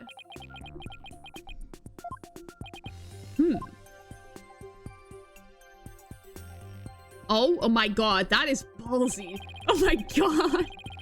That would certainly be a much faster route to the Vista deck. Objection! But it's also a trap. A deathly trap. He would have fallen to his death. I'm disappointed, Mr. Wright. Is that really the best you could muster? That escape hatch is not meant to be used to get from the reception hall to the Vista deck. One slip, and that's all it would take for Mr. Sprocket to plunge to his death. I have to agree. The defense's claim is really stretching it. I understand how it sounds, Your Honor. But at this point, it's too early to definitely say that he didn't go that way. So that's what you're going with then, I take it. Of course, Your Honor. That was the plan all along. This is real life, Mr. Wright, not some cinematic drivel or comic book. Do you have some sort of logical explanation to share that will convince us of your claim? I do. Are you sure, Nick? Kind of. Actually, I have nothing. Just have to wing it somehow. Yay! On what do you base your theory that Mr. Sprocket made his way along the outside? My theory that he was able to go along to the outside wall despite the danger bases on the power of authority, the power of love, the power of money. What are these choices? What is this?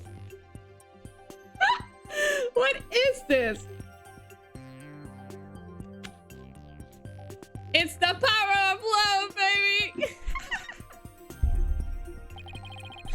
To save the bride he loves, the groom risked his life and rushed to her side. Mr. Sprocket was able to make it to the visitor deck despite the danger.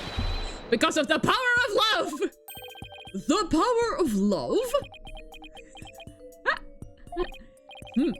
That love is a source of strength that can help one overcome any obstacle. I think I can relate, thanks to my own long, happy marriage. Wow, he actually seems to be buying it! Objection! The power of love, you say? Yeah, no, he definitely doesn't believe it. Kind of a logical argument is hardly viable in a court of law. Wouldn't you agree, Your Honor? No, he doesn't. I'm afraid not, Mr. Edgeworth. You should never underestimate the power of love. You'll understand one day when you get married, which I won't. Are you sure about that? There's one standing across from you, which was like to object to that. Exactly what is so wrong with wishing to remain unwed? Way to set him off, Your Honor. Never mind all this unscientific nonsense. This man is definitely a romantic. Are you aware, Mr. Wright, that at the time of the crime, there was a huge propeller turning at full speed between the hatch and the vista deck. Even if a person were to go outside through the hatch. Yikes. They'd be blown away in an instant. Where does your power of love get you now, Mr. Wright?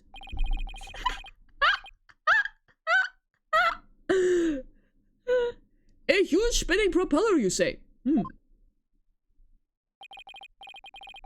In that case, I have to admit, it does seem impossible. Should have known. Nick, you can't make that kind of face in front of your clients. The worst of times are when lawyers have to force the biggest smiles. Right? Right. I feel like I just saw Mia looking at me through Maya's eyes. Aww. What's wrong, Nick? Why are you gaping at me like a giant sunfish? Thank you, Maya. You just helped me remember something really important. There it is. There's that fearless smile I was looking for. Now give us a mind-blowing theory, just like you always do. I have to turn my thinking around. Instead of wondering how Soren could have moved past that huge propeller, I have to think about what would have made it possible for him to do so. Your Honor, Mr. Wright only makes that ridiculous face when his back is pressed against the wall. Therefore, please do hurry and give your ruling before— No. Huh. Mr. Ashworth, still far too early to discount my theory. What are you talking about? The airship's large spinning propellers have already shredded it to pieces. But if we think a little more outside the box, I'm sure we can find a way he could have made it. Stop trying to stall, Mr. Wright. Show us how it could have been even remotely possible, if at all.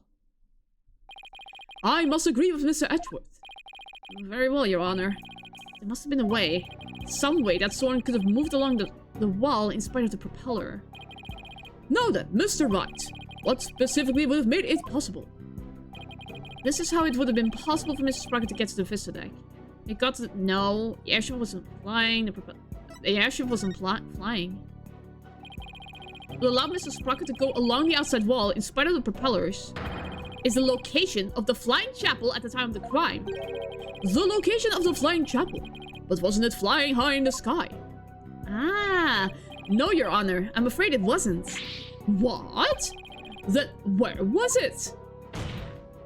I know where it is. At the time of the murder, the airship wasn't flying through the sky, but more to the ground. What? And if the airship wasn't flying, then that means the propellers weren't turning. Propellers weren't turning. Yeah, that's exactly what's going on. In which case, he would have been completely able to. Mr. Sprocket could have gone to the vista deck along the outside wall. Isn't that right, Mr. Sprocket? Oh, God. Ow. I don't remember. Ow! He stabbed himself with his pencil. That's gonna leave a mark. Ow! Objection! Even if the propellers weren't turning, it would have been far too risky to go that way. Ah, but Mr. Edgeworth, you're forgetting about the power of love.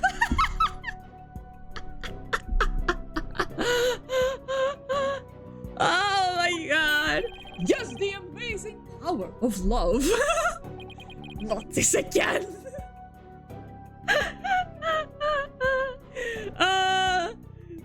I'm canonizing it. This is canon to me now, and Mr. Edgeworth is aromantic. Very well. For the sake of argument, let's assume this so-called power of love made it possible for Mr. Sprocket to move along the outside wall of the airship. Can you prove that the airship was tied to the ground as you claim, Mr. Wright? Oh, well, I don't have any evidence that proves where the airship was at the time. No, you do. You do. You can't prove it, can you? Ugh. Maya, can you think of anything we can use to prove it? Can't say I can. Oh, wait! Didn't somebody see something outside a window at the time of the crime? I think I remember someone saying as much. Do we have a piece of evidence that shows what was outside of the airship? Yes. Well, what are you waiting for? This piece of evidence shows what was outside the airship at the time of the crime. This one. Take that! This piece of evidence shows what was outside the airship at the time of the murder. Pterodactyl. What kind of lousy drawing is that? It's a drawing made by Larry Butts. What can you prove with that poor attempt at artistry? Larry made this drawing before he switched the lanterns, so it must have been right around when the murder was being committed. Now, if I could direct the court's attention here... Is that a pterodactyl? Does that mean that the airship actually went back in time to the Cretaceous period? Objection! We've already proven that time travel is nothing more than a gimmick, did we not? We did, and I have no intention of bringing up that argument again. But this drawing shows us an important piece of information. It shows us that the airship was actually moored on the ground. And what makes you so sure? That's easy. All you have to do is consider who made this drawing. Larry is back at it again. Larry. That's right. It was Mr. Butts. And we both know what he's like. He must have seen something else and mistaken it for a pterodactyl. I can't argue with you there. Hey! Wait just one doggone second here! What kind of moron do you guys take me for? Not moron, Larry. I saw it with my own two eyes! A pterodactyl flew right by the window, I tell you. I have the sharp eyes of an artist, don't you believe me? No. Nick! Nope.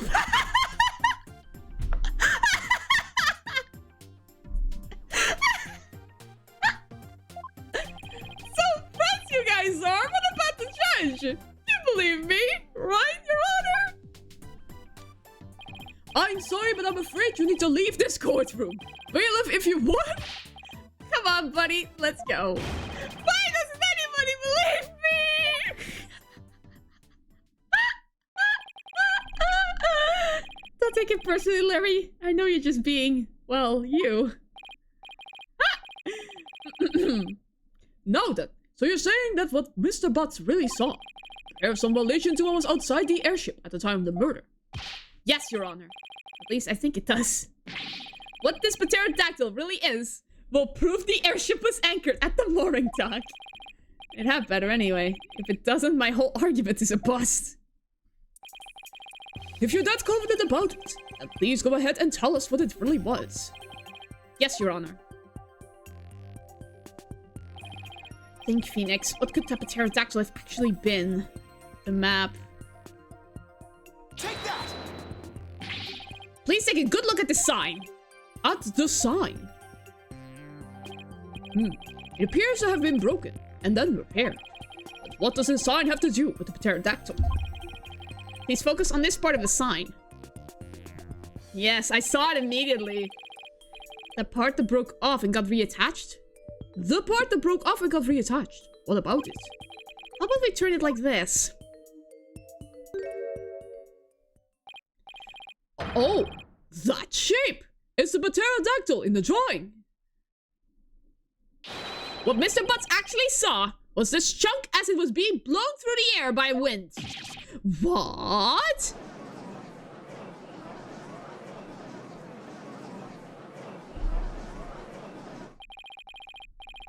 On the day of the murder, there were some heavy winds in the area of the mooring dock. But it's hard to imagine that the sign would make it up as high as an airship would fly. That means the flying chapel must have been anchored at the mooring dock that night. Is that right, Mr. Sprocket? Objection!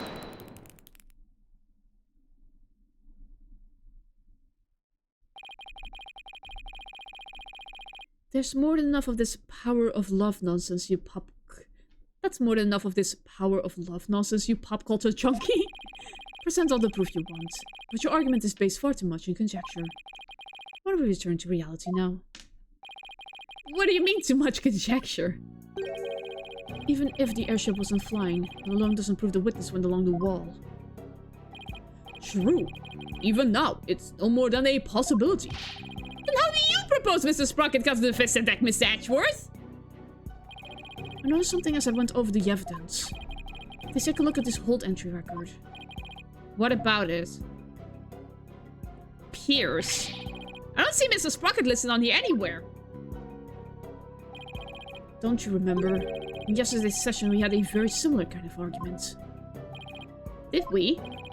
Honestly, Mr. Wright, are you going senile already? We talked about Larry Butts using the defendant's keycard to enter the hold. Oh, we did talk about that, didn't we?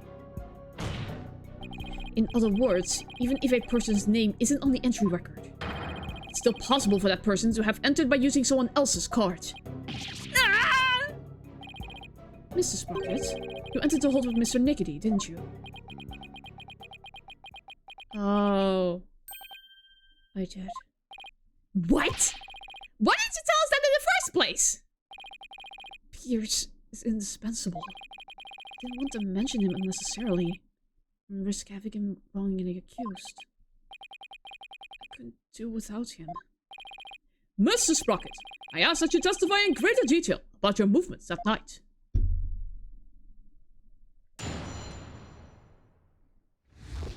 The truth.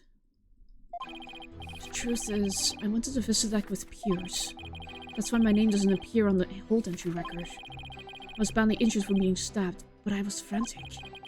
By the time we reached the scene, it was all over. All over, huh? Well, this doesn't help me one bit. Mr. Sprocket, you concealed information from us time and time again. Who do you think you are, treating this court of law with such irreverence? That being said, I do appreciate the testimony you gave just now. Thanks, you. We now know why your name doesn't appear on the entry record. Now there are no more inconsistencies in the witness's testimony. Ugh. That's Mr. Edgeworth for you. He never leaves a loose end dangling. You okay, Nick? I wouldn't exactly call the situation okay. Somehow I'll have to coax the information we need for an opening out of him. Even if I even can, that is. We will need to press him, I guess. The truth. It's not the truth. Hold it! How? Why? You didn't mention this because you didn't want Mr. Nickety to fall under suspicion. Is that because he has something to hide? Just didn't want the police to take up his time with all the questions, that's all. Neither the company nor the household would function smoothly without him. I see. Wow, sounds like Pierce is absolutely indispensable to the Sprockets. Anyway, getting back to your statement. When did you meet up with Mr. Nickety? We met up on my way to the vista deck. I think Pierce and some of my relatives were on the floor. Pierce heard the commotion and came running to my aid. You could hear the pandemonium all the way from another floor. Mr. Wright, would you like the current statement added to the witness testimony? Yes. Yes, please, Your Honor. Very well. I don't have anything to prove. Pierce heard the commotion and he came running. Hold it! Did Mr. Nickety come alone? I believe some of his subordinates were with him, but I don't remember exactly how many. He may say there were others, but seeing how they pulled that second reception off, I can't completely trust anything he has to say either. I see. So you, Mr. Nickety, and a few others headed to the visit deck. Is that right? That's right.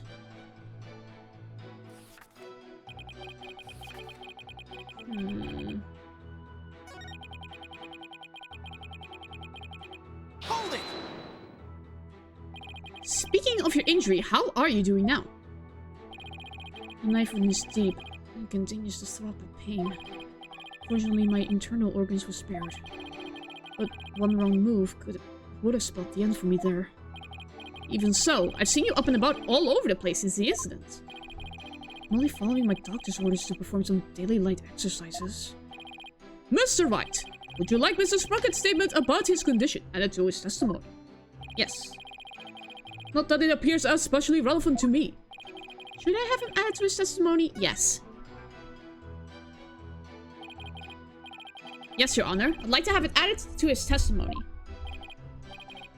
I see. Very well. The knife wound is quite deep and continues... Knife? But weren't you stabbed with a candelabra? Objection! There it is. Mrs. Sprocket, you just said your injury is a knife wound, didn't you?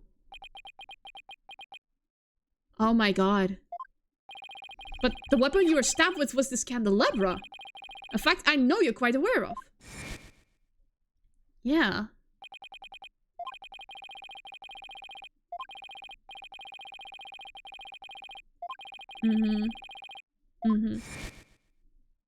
Yeah.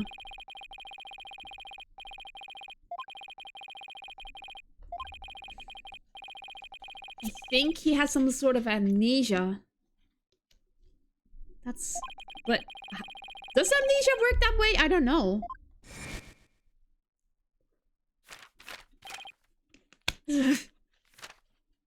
Oh no, yeah. He's looking it up. Objection!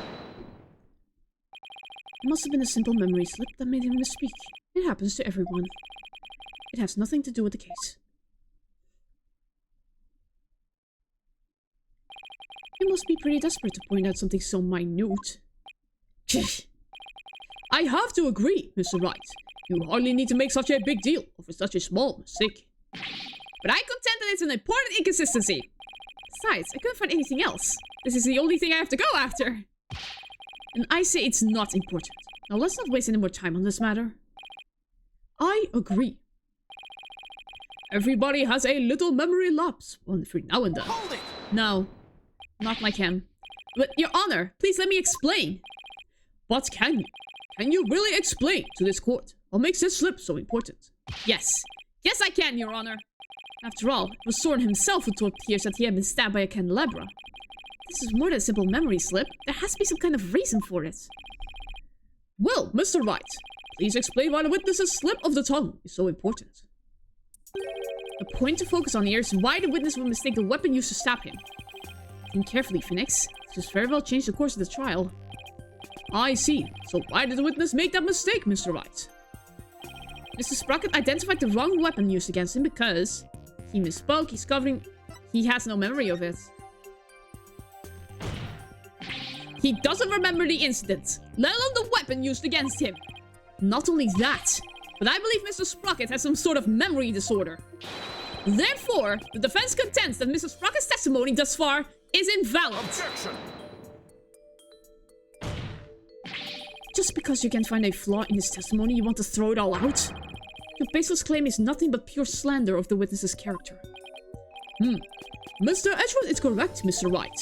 Can you explain your grounds for making this claim? Of course, Your Honor. Think of what Soren has said. How he's behaved. That's where I'll find a clue. Very well, let's hear your argument then. My grounds for claiming that Mr. Sprocket has a memory disorder is... his notebook, I believe. Yeah, probably. The notebook he always has with him. I saw daily events and information about the people around him recorded in it. Like a diary, perhaps? No, Your Honor. It's much too detailed to be an ordinary diary. It's more on the order of a database, actually. A database, you say? That's right. For some reason, Mr. Sprocket is apparently unable to retain memories. That's why he writes every little detail of his life down in his notebook. Objection. How could you possibly know that for sure? He might just be an extremely compulsive person. I thought so too myself. At first. To be honest, he accidentally got a stain on that notebook yesterday. You mean you got a stain on it? Hey, you're the one who tried to grab it out of my— Objection. Never mind whose fault it was. Just get to the point already. Right, sorry. Mr. Sprocket? The page Miss Faye got a stain on yesterday. That's the page with the details of your stabbing on it, isn't it? No, I only write in this notebook because I'm very compulsive. Now drop the subject already. Sorry, but I'm not convinced. I noticed an odd fact about your notebook, Mr. Sprocket. On the earlier pages, you used it to write down invention ideas. But after a certain date, you started writing down a lot more, and in much more detail. I believe your memory disorder stems from what happened on that date. Something so monumental is called a memory disorder, Mr. Wright. You don't know what you're talking about. Sorry, but I do know what I'm talking about. And this is a proof. This is the thing that caused Mr. Sprocket's memory disorder. Take that. Oh, this is horrible. You were involved in this car accident too, weren't you, Mr. Sprocket? And the shock of losing your beloved older sister is what caused you to develop your memory disorder. Is this true, Mr. Sprocket? Yeah, it is. Well, is it?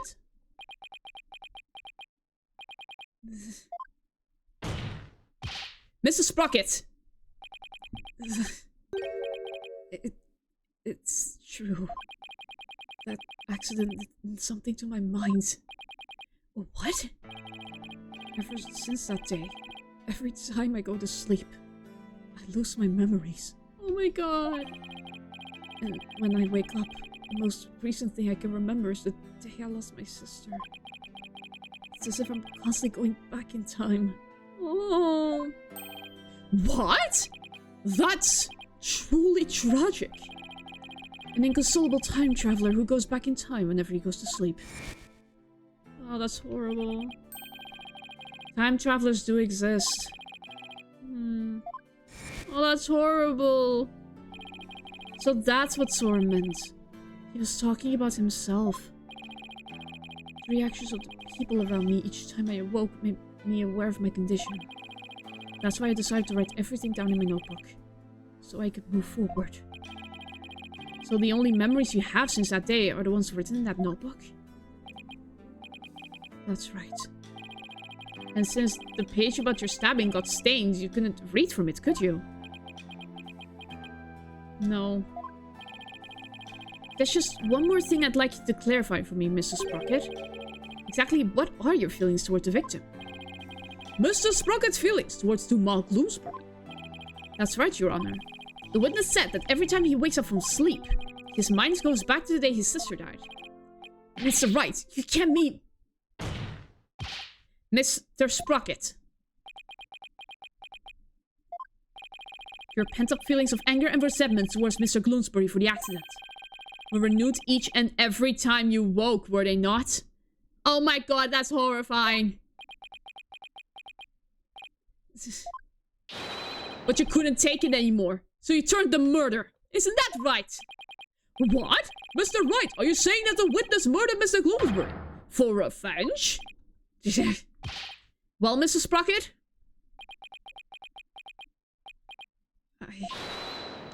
No. No, Ellen is not gonna allow it. Nope, Ellen is not gonna allow it. Miss Wyatt! Your Honor? I did it. I killed Mr. Gloomsbury. No! What? Of course. No!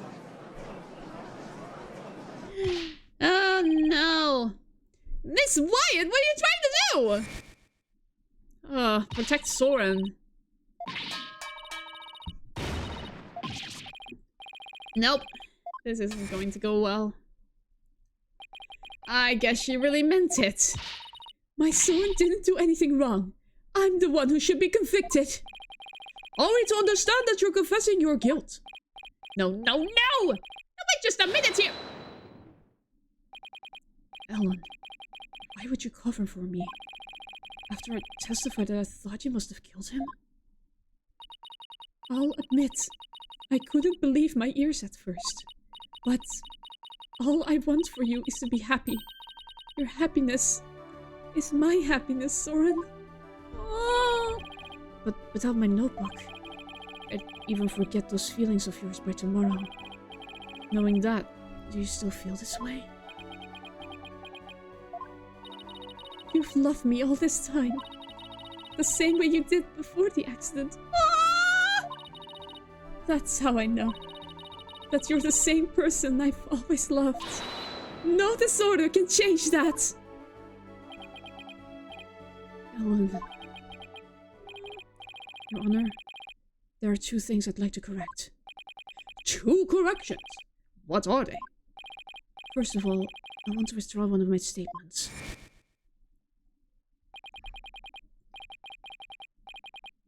Yeah, no. Without memories to rely on, I took the police completely at their word. You can't be serious. So that means Soren never really doubted Ellen in the first place, did he, Nick? Ellen really does love Soren with all her heart. But in order to save her, I'll still have to go after Soren. I hope you can forgive me, Ellen. And what is your other correction, Mrs. Sprocket? The truth is, I never felt anger or resentment towards TuMiiA about my sister. What? Why not? That's because the one who caused the car accident was me. Oh no! What?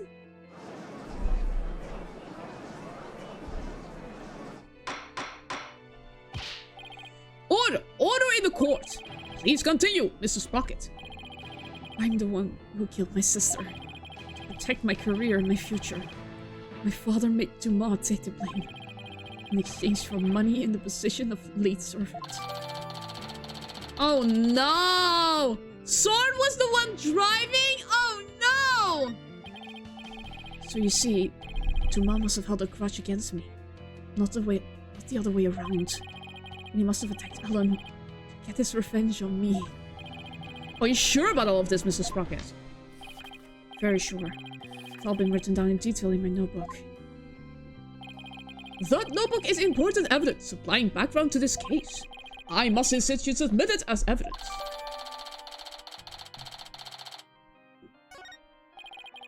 The lawyer said I had turned to murder. That's just not true.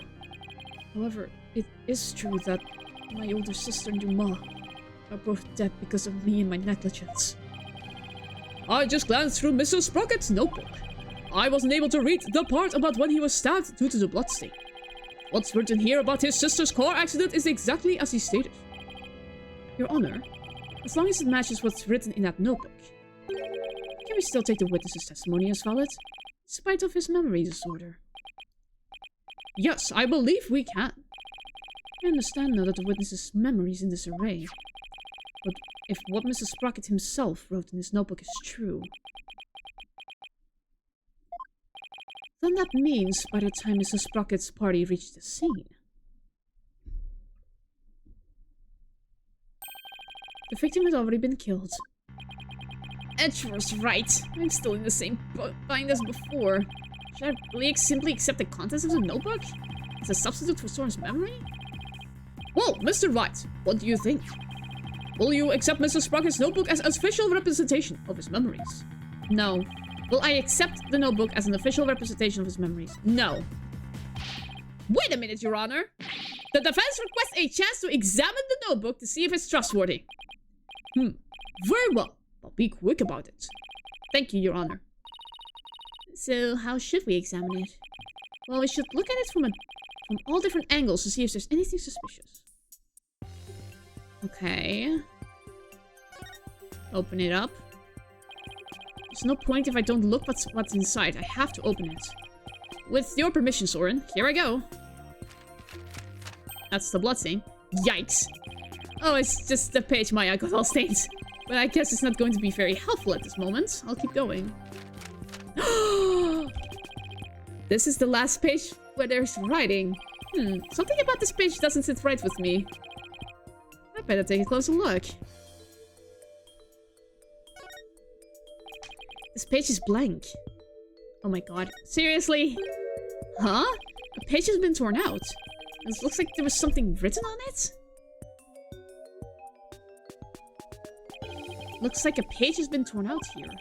Mr. Sprocket, do you know what was written on it? Oh, that. I often tear out a page when I write somebody a note. Probably wrote something down for somebody, tore it out, and gave it to them. Yeah, he does that all the time.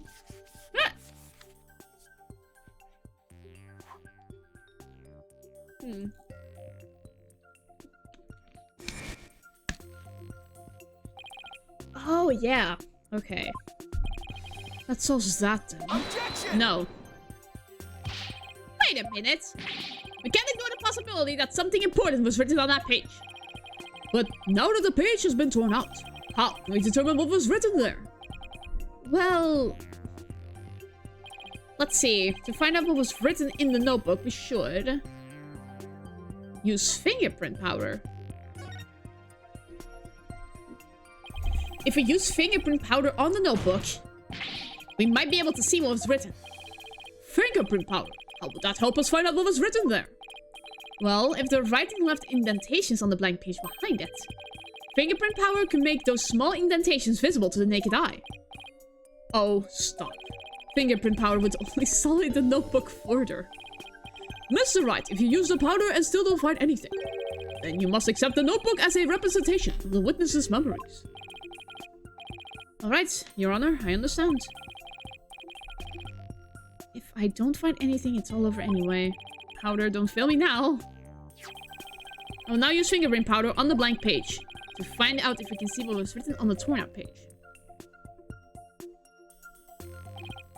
First, I'll apply some fingerprint powder to the pages with space. Blah blah blah. Something should appear. Let's switch to analyze mode.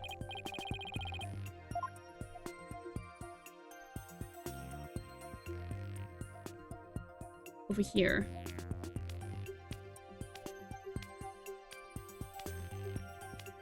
Just paint it all white. Come on.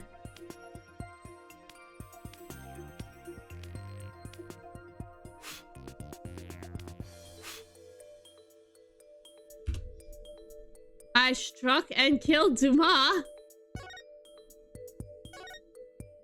It says, I struck and killed TuMiiA? This is huge! What? No, that's not true. I struck and killed TuMiiA. That's what was written on the torn out page. What? It can't be. I don't believe it. There has to be some kind of mistake. Soren would never, could never. Miss Wyatt!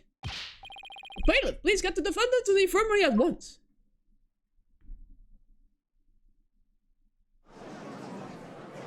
Oh no, this isn't good at all. Apparently, the defendant got too worked up.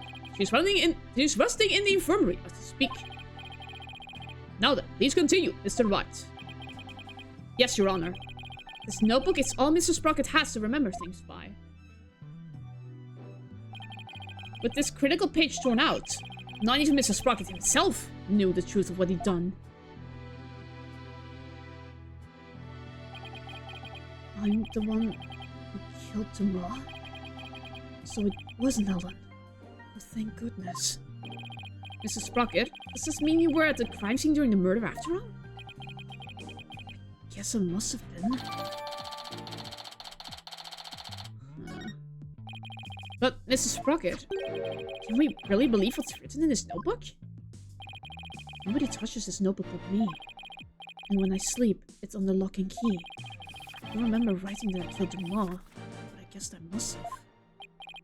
Well, now that we have a confession, I'm afraid I must render my verdict. Hold it! Yes, Your Honor. Please give your ruling now, while Ellen is asleep. I want the woman I love to be set free as soon as possible. Soren really does love Ellen after all, doesn't he? Yeah. So this is how it ends. Is that how it really went down? I don't think so. Is there really no way for them both to be happy? I know we should consider anything written in the notebook to be the truth. But still. I myself wrote of the crime in my notebook. No further proof is necessary. Soren himself wrote it in his notebook. Wait a minute. Very well. I will now give my verdict. Ellen is about to be found not guilty, and Soren will be convicted for the crime instead. Yet, am I really ready for the judge to give his ruling? No. Not at all. I am not going to let Soren be guilty. It's nickety. It's 100% nickety. No, not when there's still one more avenue left to explore. This court for the defendant Ellen Wyatt. Your Honor, there's still something that bothers me about that notebook. Oh, is there? What are you doing, Mr. Wright? All you have to do is keep quiet and your client's a free woman. I know, but I think there might be more to this case than meets the eye. I'm not quite sure yet, but I think there still might be a way. A way for Ellen and Soren to be happy. What do you mean by more than meets the eye, Mr. Wright? I believe the question here, Your Honor, should be... why was the incriminating page torn out in the first place? Why? To destroy the evidence, I would imagine. But removing it from the notebook is the same as removing it from Mrs. Sprocket's memory. Which means he wouldn't have been able to trick the police if he came under suspicion. No, if he wanted to cover up his crime, he would have to remember that he had done it. Wow, that is genius! Just what are you getting at with this line of inquiry, Mr. Wright? Yes, please explain it so that we can all understand. Yes, Your Honor. The page was torn out of the notebook because... somebody else tore it out. The incriminating page was torn out by somebody else. What? I know exactly who done it. I know exactly who done it. We gave it to him. We gave it to the killer. Order, order. Are you claiming a third person interfered with the notebook? It's not all that surprising if you consider what's happened up until now. After both the car accident and the murder of TuMiiA Bloomsbury. There was always a cover-up, not from behind. But I had my notebook with me at all times. Did you? Because I remember you were in a panic yesterday because you couldn't find it. That's true. So who orchestrated this particular cover-up, Mr. Wright? If you think back over the course of the trial, it's pretty easy to guess. The one who may have tried to tamper with Soren's memories is... it was Larry! No. It's Pierce. Take that! The one who tampered with the notebook in order to manipulate Mrs. Sprocket's memory is Pierce Nickety. Get this bee to the stand! Ah! We can finally get him! I sussed him out from day one. Pierce? Pierce tried to tamper with my memories? Pierce was manipulating me? Case in point, the 2 receptions that were held to cover up the murder. It was Mr. Nickety who directed the guests and orchestrated the entire scheme. No, it can't be. My memories are mine, which have been rewritten. When did he start rewriting my memories? Who wrote this? This and this? This and this and this? Oh no, no. No! Oh god! No, don't explode! Oh god! Oh god, he's off! He's gone! He literally took off! Ah! What? To the moon and back! Look, Nick, he's going back down! Ah! Oh god, poor guy.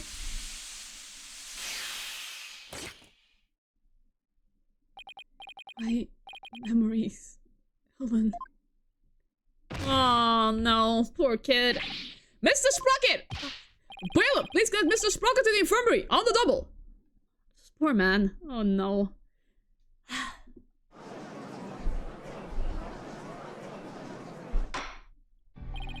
Mr. Sprocket has been taken to the infirmary.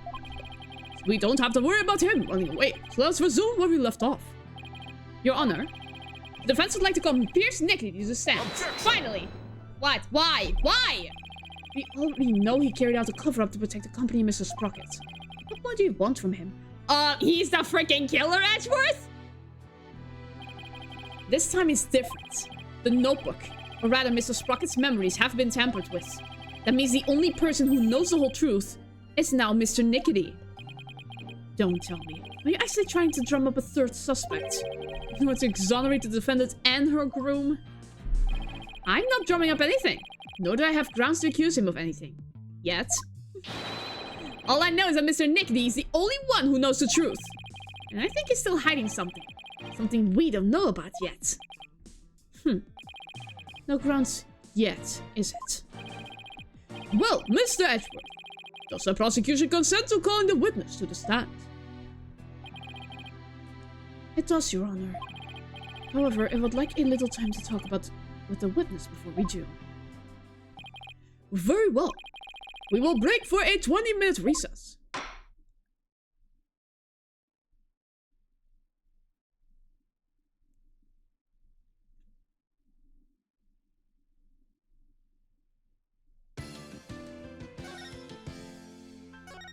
Okay, I think I'll have a break now.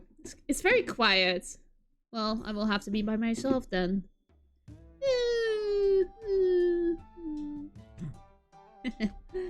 Oh well. One candy and then we'll continue.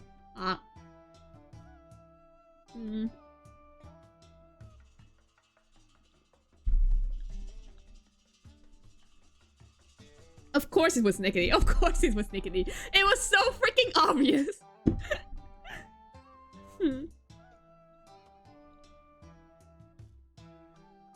I figured it out before, but not this early. I sussed him out the moment I saw his pocket watch. The moment I connected the dots to Selena's. That was the moment I knew. Yeah, he's probably the murderer.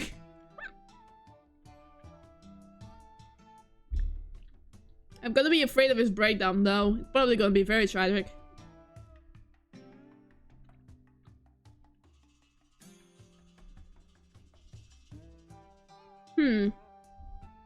This is gonna be fun.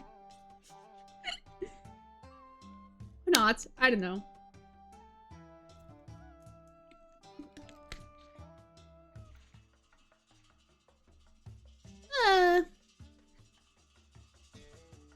Alrighty. I'm gonna disappear for one more time. 1, 2, 3. I disappear.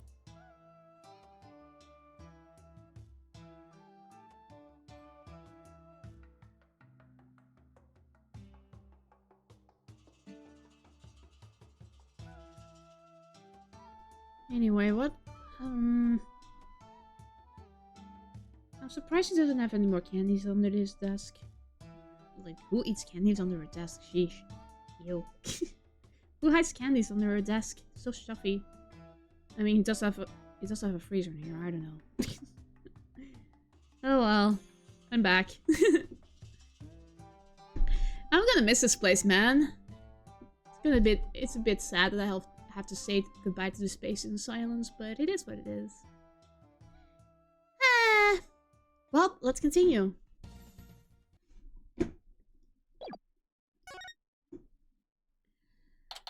Oh, this is gonna be fun. Okay. Now I'll have to face Pierce on the stand. I'm not sure if I should be surprised or not. You really shouldn't be, Phoenix. One thing's for sure, he won't be an easy adversary. So, do you think Pierce did it? Absolutely. Duh. It's too early to say anything at this point. But I do think he's still hiding something. Nick! Why didn't you put everything on Soren loser back there? It's like Laren still hasn't given up on Ellen. Wow, he actually wanted Soren to be guilty. Sheesh. This Spears guy is a real bad guy. The Soren and Ellie will live happily after together. Larry, that's not the kind of thing a decent human being says. Shame on you, Larry. Yes, you're finally calling him out. Thank you. Oh, boo-hoo. You think I don't know? I know I have to give up on my Ellie. But Nick, promise you'll make her happy. She deserves a happily ever after. I'm sure Soren will make her happy once all of this is said and done. Trial is about to resume, Mr. Wright. Alright, you ready, Maya? One final time. Yep, let's go. I'll be rooting for you, Nick. That's the only thing you can do, my friend. Here we go. One final time. One final cross-examination. One final murderer. This court is now back in session. Witness, please take the stand. There you are. Let's take you down. Please state your name and occupation. My name is Spears Nickety. I am the Sprocket family butler. Let's get straight to the point, Mr. Nickety. Someone tore out a page from Mr. Sprocket's notebook to manipulate his memories. And that person was you, wasn't it? That is correct. What about it? Well, that was easy. So why did you do it? Why did you tamper with Mr. Sprocket's notebook? Please allow me to explain. It pains me to do this, but I will tell you the truth. It pains you? That is correct. My testimony will go against Master Soren's wishes. Soren's wishes? What is he talking about? He's lying through his teeth. Soren didn't ask him anything. Why I tore out the page? I rushed to the Vista deck, but the crime had already been committed. I saw Miss Ellen and Bloomsbury collapsed, and Master Soren writing in his notebook. Master Soren said to me, I'll take the blame for the murder, so please take care of Ellen. But I went against his order. I tore the page out of his notebook and hit the body. I don't think you hit the body. I think the monk crawled in there himself. Wait a second. But Mr. Sprocket was writing his notebook at the time. Could it be... It was meant to be a confession. An admission that he'd killed Gloomsbury himself. No, that's not true. He wrote that message to take the blame for Miss Wyatt? That is correct. Master Soren did hit Gloomsbury with a timekeeper to save Miss Ellen. That Mr. Sprocket was the culprit after all. However, that blow did not kill Gloomsbury. That makes sense. Mr. Sprocket's injury wouldn't allow him to put much force into it. Enraged, Gloomsbury tried to attack Master Soren, who was already seriously wounded. But just in the nick of time, Miss Ellen hit Gloomsbury from behind and finished him off, it would seem. So the one who inflicted the fatal blow was the defendant. Yes, that is correct. But Master Soren tried to take all of the blame onto himself. No way! This is pretty bad, Nick. No kidding. Pretty bad is an understatement. Well, well, Mr. Wright, it seems your decision to call for Mr. Nickety has backfired. For the true culprit behind this case remains the defendant, Ellen Wyatt. Ugh, let's get any worse. But Pierce was involved in this cover-up plot. And I bet he still has something to hide. Yeah. We need to get an answer out of him immediately.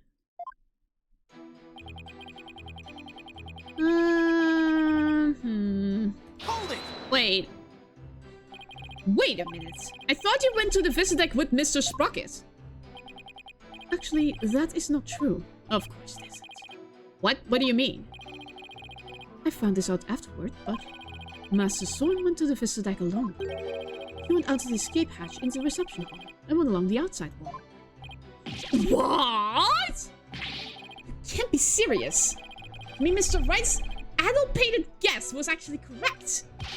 What's with the adulterated? I suppose truthfully is stranger than fiction.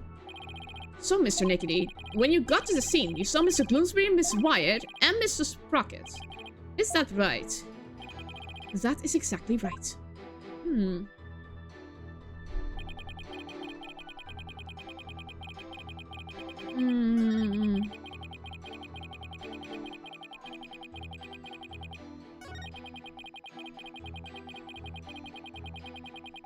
Hold it!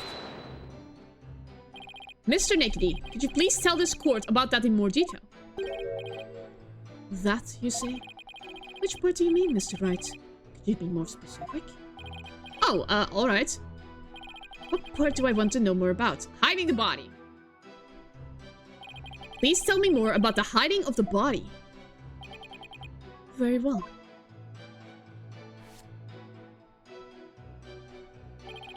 After saying he would take the blame, Master Storm passed out. That's when I hit the body. I quickly took the lift down to the hold, where I hid Bloomsbury's still warm body in the spare packable lantern. So it was you who hit the body, not the defendant. Just think Mr. Butts would move the lantern containing the body to the reception hall. Well, I did not see that coming. I don't blame you. Not even Larry can predict what Larry will do next. Maybe I should take another look at the lantern in evidence. Mr. Wright, would you like that statement added to the witness's testimony? Yes. It's not true. Yes, please.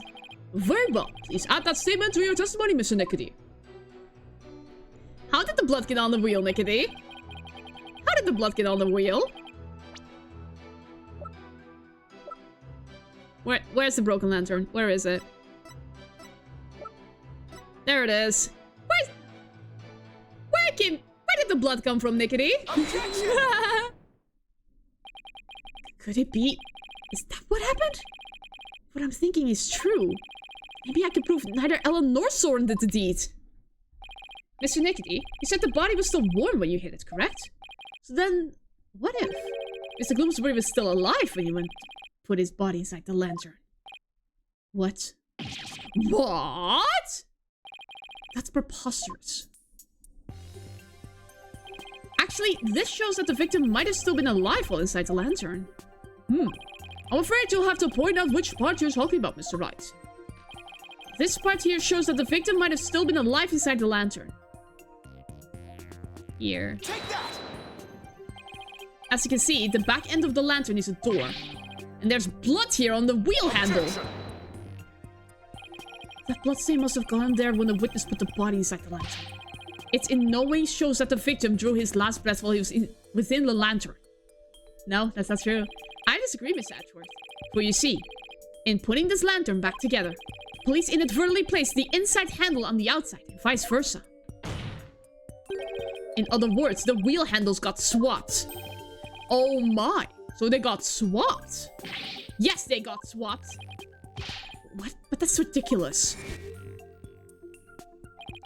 Not at all. If you compare the other male-peggable lantern in the reception hall. Ah. It's quite obvious that the wheel handles were attached backwards. The detective in charge of the restoration will see me in my office later.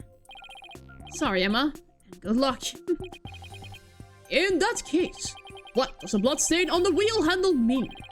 The bloodstain didn't get there by chance. When the victim was put inside the lantern, he was only unconscious, not dead. When he regained consciousness, he probably tried to get out of the lantern. So he grasped the inner wheel handle, and that's when the blood got on it. This proves that the victim was still alive when he was inside the lantern. At the time, I was completely convinced Bloomsbury was dead. Had I checked more carefully, he might have survived.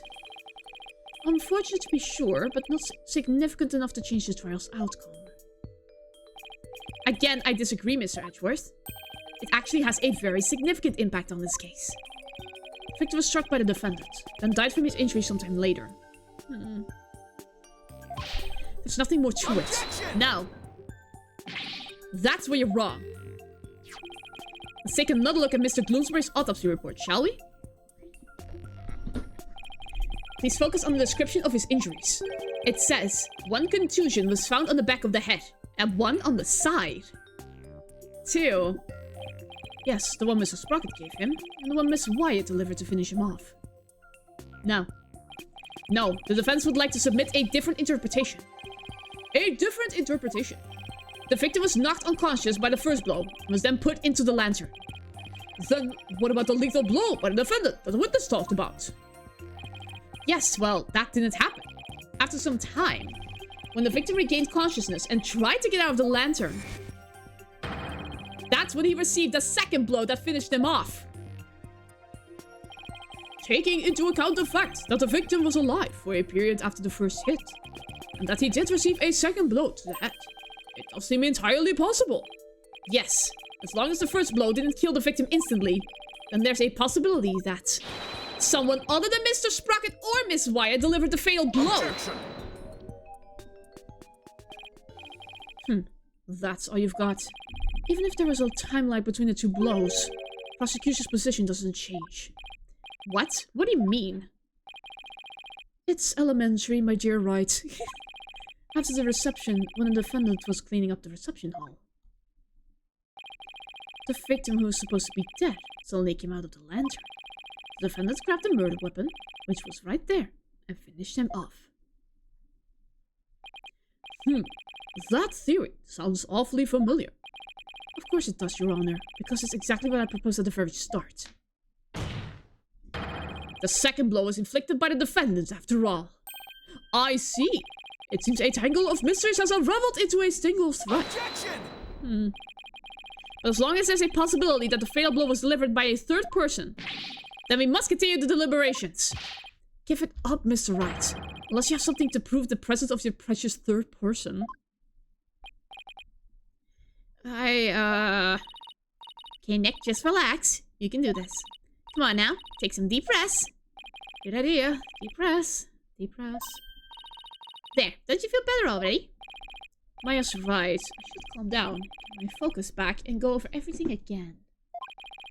And then, hopefully, I'll be able to find something to prove there was a third person. Let's see. First, why did Bloomsbury attack Ellen? Because he was tired of taking the blame for the accident? But something about that line of reasoning just doesn't feel quite right to me. No? How come? Well, if it's just a personal vendetta, he had already stabbed Soren. So, why was he so determined to go after Ellen? Right. This whole thing feels too premeditated for a crime of passion. But Bloomsbury didn't seem to have a personal grudge against Ellen. If Bloomsbury didn't have a personal reason to attack Ellen, then... You've taken long enough, Mr. Wright. Now it's time for some action. What proof do you have that a third person was involved? Alright, I'll show you. I'm not completely sure if I'm doing it yet, but it looks like I'm out of time. Oh my god.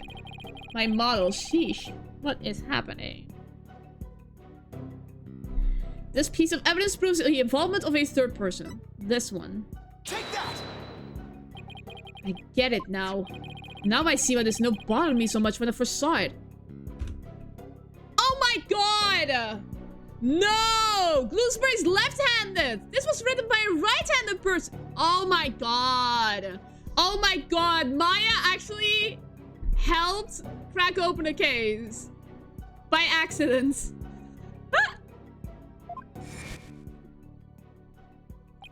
It looks like a note outlining the murder plot.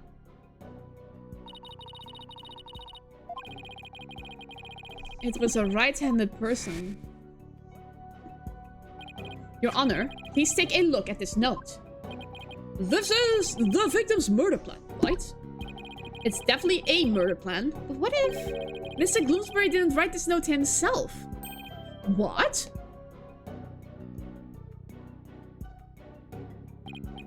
This is how you intend to conjure up your mysterious third party, Mr. Wright. Can you even prove this note was written by the victim? Yes. Yes, I can. Very well then. Please present your evidence, Mr. Wright. This evidence proves the victim didn't write the note. He's left-handed. Take that! This is the weapon Mr. Bloomsbury used to stab Mr. Sprocket. I was wondering what you'd pull out this time. Dare I ask what could possibly have to do with the note? Mr. Bloomsbury's prints were found on this candelabra, and the prints were from his left hand. So, that makes the victim left-handed, correct? Exactly, Your Honor. The police looked into it too and confirmed as much. Now, take a look at the smudged writing in this note. Notice how the smudging only starts from the middle of each preceding line? Had this been written by a lefty, the writing would be smudged from the far left end. This means that whoever wrote this note was definitely right-handed. In other words, somebody other than the victim wrote this note. What? But if someone other than Mr. Gloomsbury wrote it, then what does this note mean? Mr. Gloomsbury followed this note to the letter when he attacked Miss Wyatt. So clearly, this note isn't a murder plan written by Mr. Gloomsbury, but rather, these are instructions to kill Miss Wyatt, issued by somebody else! Objection. If it wasn't the victim who wrote these so-called instructions, then who wrote it? Was the people involved are right-handed, you know? He is correct. The majority of the family and their employees who were on the airship are indeed right-handed. I must say, that is a very rough and slipshod conjecture you've proposed. Ugh. I admit I haven't figured out who wrote it just yet. Leave it to Mr. Experts to go for the jugular. The culprit who ordered Gloomsbury to attack Ellen. What could their motive have been? Doesn't seem very likely Ellen did anything to incur anybody's wrath, right? Right. Not so likely, anyway. In that case, it has to be about Soren. If somebody were to hold a grudge against Soren, what would it be about? The accident, I guess. I could understand if Gloomsbury felt resentful about having to take the blame. But the one who lost the most to that accident was Soren's sister. She lost her life, after all. Soren suffered too, of course. He was crushed by losing somebody so precious to him. Somebody precious, huh?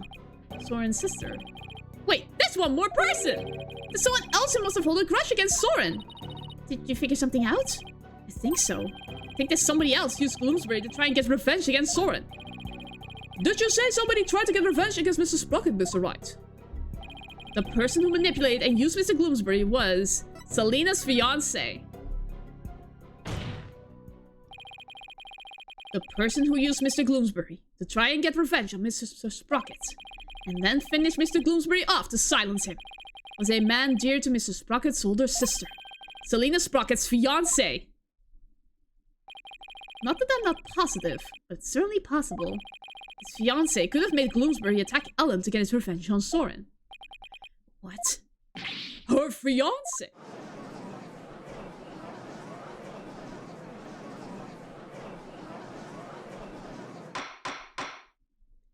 Order in the court. Order, I say. Yes, it does seem quite believable that Miss Selena Sprocket's fiancé would bear a grudge against Mr. Sprocket for his role in the accident. Exactly, Your Honor. Maybe her fiancé was trying to murder Miss Wyatt in order to make Mr. Sprocket experience the same pain he'd felt. Objection. Miss Sprocket's fiancé was a surgeon, if memory serves, but the only people who attended the reception were family and staff members. That may be, but then that just means that Miss Sprocket's fiancé must have been among those who attended. What? Really? Of course. Otherwise, how could he have killed Gloomsbury? Oh, I see what you're doing. This is just another giant bluff, isn't it? Alright, I'll bite. Who exactly do you claim his fiancé to be? Yes, I would like to know as well. I am very invested in this Korean K-drama. In this Korean romance drama. Are you sure you're going to be okay, Nick? Maybe? When it comes to suspicious people, there's only one person on my list. I need to find something that connects him to Selena. This will help us identify Miss Sprocket's fiancé. Finally, I can finally reveal it! Take that! Please take a look at this photo, Your Honor. That photo. Notice Miss Sprocket's pocket watch. Haven't we seen it somewhere before? Yes, now that you mention it, I do feel as if I've seen it somewhere before. Ah, you were not obvious there. I believe we've all seen it. Right here in this very courtroom. Ugh, impossible. That's right. Pocket watch in this photo. That one. is the same pocket watch Mr. Nickety has on him right now. What? This is clear proof of a strong connection between Pierce Nickety and Selena Sprocket. No. Well, Mr. Nickety, is this true? Mr. Nickety, you were once engaged to Selena Sprocket. That pocket watch. You keep it as a memento of her, don't you?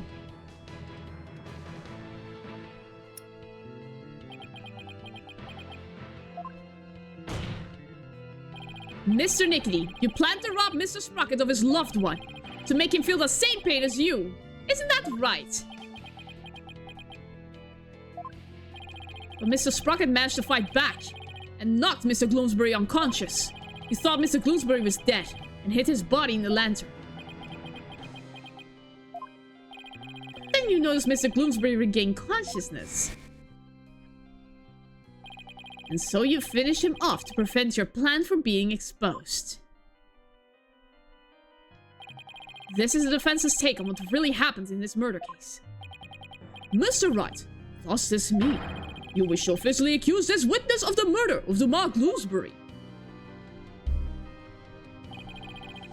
Does the defense accuse Mr. Nickety of the murder? Oh, abso-freaking-lutely. The defense indicts Pierce Nickety on the charge of murdering TuMiiA Gloomsbury. Oh my.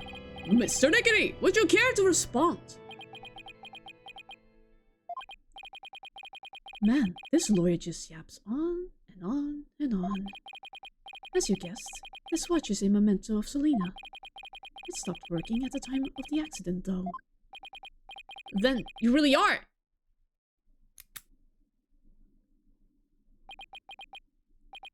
Yes, I was Selena's fiancé.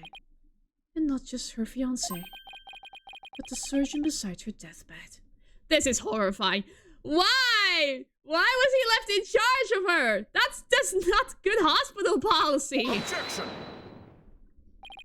Mr. Nickety, why didn't you tell me any of this before? Shut it, you useless prosecutor. I thought you could be of use, but apparently this case was too much for you. What did you say? If your office hadn't stuck its nose all up in this, I could have swept it under the rug. Not only did you interfere with the case, but you even let me fall under suspicion. It's because you kept trying to cover things up on the sly. Ugh. But covering things up wasn't your only involvement. The only person who had the motive to use the victim to try and kill Miss Wyatt was you! Oh god! That freaked me out! Oh god! Oh no, this isn't good. Oh my god. Malignant tumors. There are malignant tumors in this courtroom. Lesions oozing with false charges. Oh my god. The tumors are one idiotic lawyer and one useless prosecutor. After the truth is revealed, I'll have them both of you incised from the legal world. I'd like to see you try. But the power of the Sprocket family, it'd be a cinch. What is he doing? I will now begin the operation. What in the world happened to Mr. Nickety? Looks like he's finally showing his true colors. Nick, look at what he did to that shoulder, Meg. It's... Quit your yapping before I shoot her, your chatty lip shut. It's like he's a completely different person. Sure looks like it, huh? Can't let our guards down now. Yeah, no, he completely snapped. Mr. Nickety, it's finally time for you to testify to the truth. It seems we're entering the final act at last. Even the judge is excited. Witness, your testimony, please. No witness testimony. Right to remain silent. Oh no! Oh no! He's completely silent!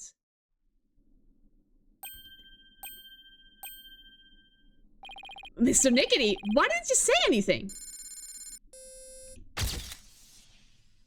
What the frick? Ah! It's like a picture of me! Or something! An x-ray. Oh my god! You want me to voluntarily testify? Hoping I will make a slip of the tongue. Not a very impressive plan. Or brain, I might add. Ow! That was uncalled for. If you want to know something, you ask the question. I will answer, but I have no intention of making any voluntary statements of my own. What's he trying to do, Nick? He's using the silent treatment as his strategy to avoid getting tripped up. Clever guy. That's the first time someone actually uses the right to remain silent. That's actually really smart of him. No more lies, Mr. Nickety. You will tell us nothing but the truth from now on. Oh god, now you will take an x-ray of Mr. Edgewood. Ugh. What do you think you're doing? The cravat? No one asked you to speak. Just keep quiet over there and play with your frills. How dare you? Ah. Well, this is a rather unconventional situation, but please proceed, Mr. White. Yes, Your Honor. This is going... I have to press on everything then. And every statement will be a question. I can ask 3 questions here. Hold it! If he won't speak voluntarily, then I guess I'll have to ask him something. What question should I ask?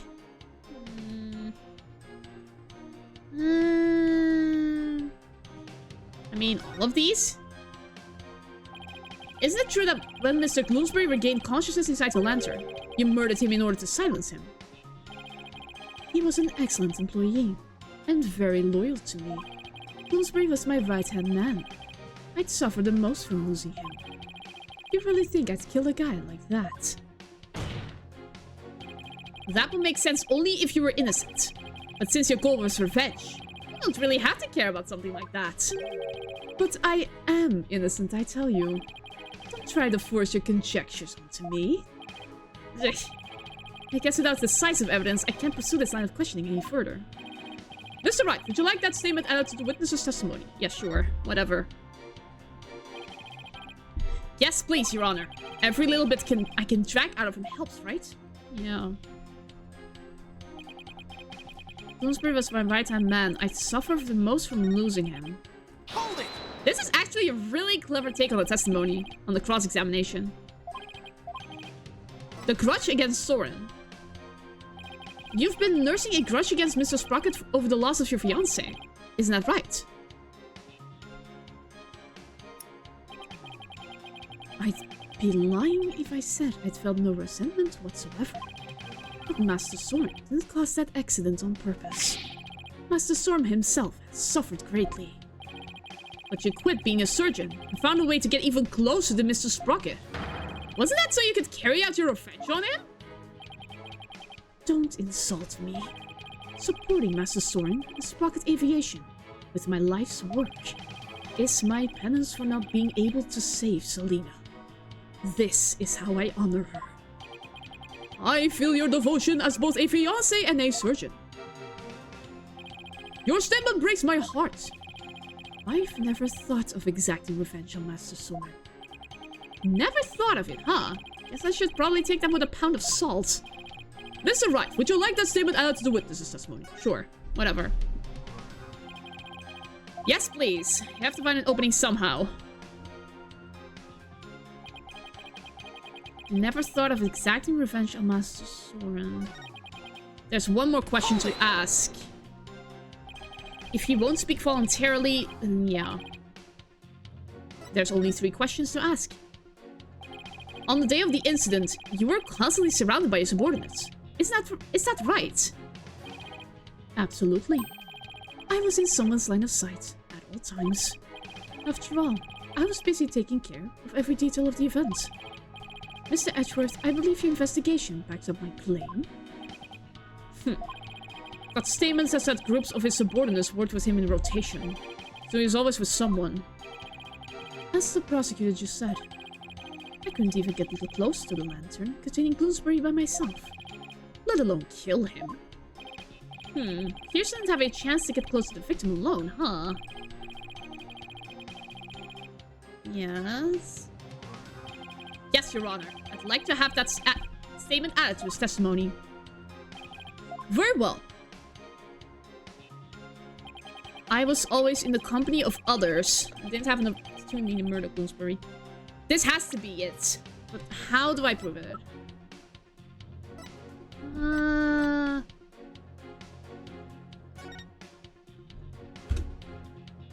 You could. If the whole place was covered by fog and everyone was looking at the couple. Ah, okay. Very sneaky. Objection! Yes! That's why you were looking at the lantern. Mr. Nickety testifies he was always with someone at the time of the incident. Never had a moment alone to commit the crime. Yes, and the police investigation backs that statement up, doesn't it? But there was an opportunity. In fact, one and only one. A moment when Mr. Nickety could have killed Mr. Bloomsbury without anyone noticing. What? And the one thing that made that moment possible is shown here in this photograph.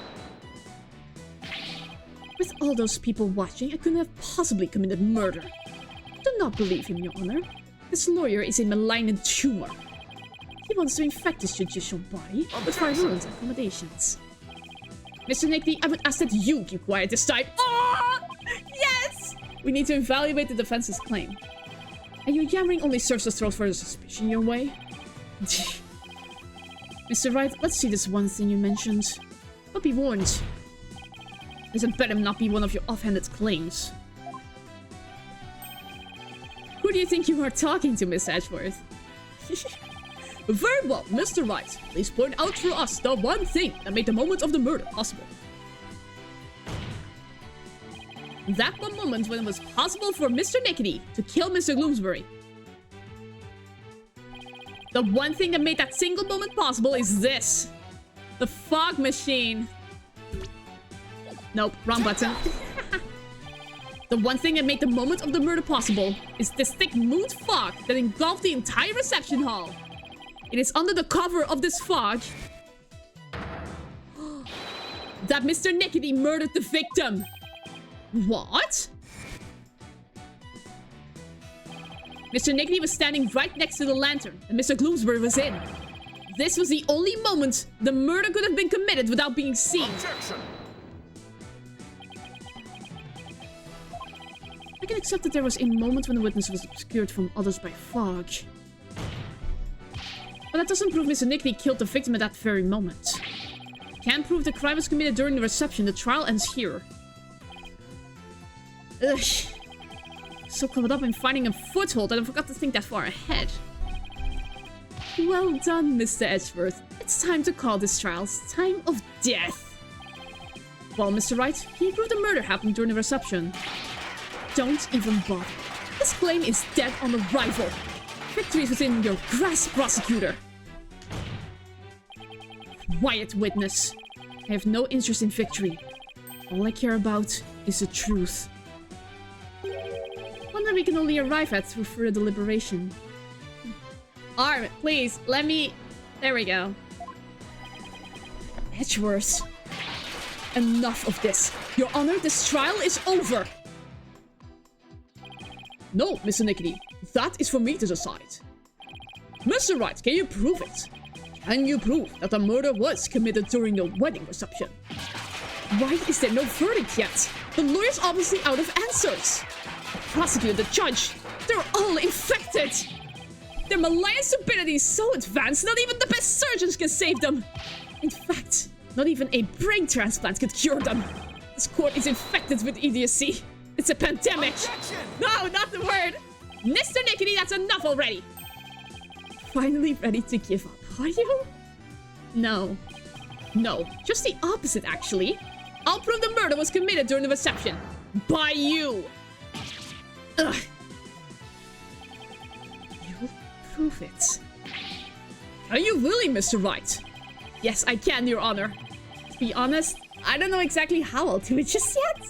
But if I want to get to the truth Edward was talking about, I'll just have to find a way. Okay. Very well, Mr. Right. Let's have your proof. Enough of this foolishness. He's just bluffing. Stop him from speaking, Your Honor. I will do nothing of the sort. You are just a district court judge. With the power of the Sprocket family, Enough of your foolishness, Mr. Nickety. Just your body will not succumb to the influence of money or power. Now then, let's hear it, Mr. Right. Let's hear your truth. Think, Phoenix. Remember everything you've learned so far. You can do this. You can find the definitive evidence that will lead us to the truth. Oh my god, it's already time! Okay. Okay, I will have to...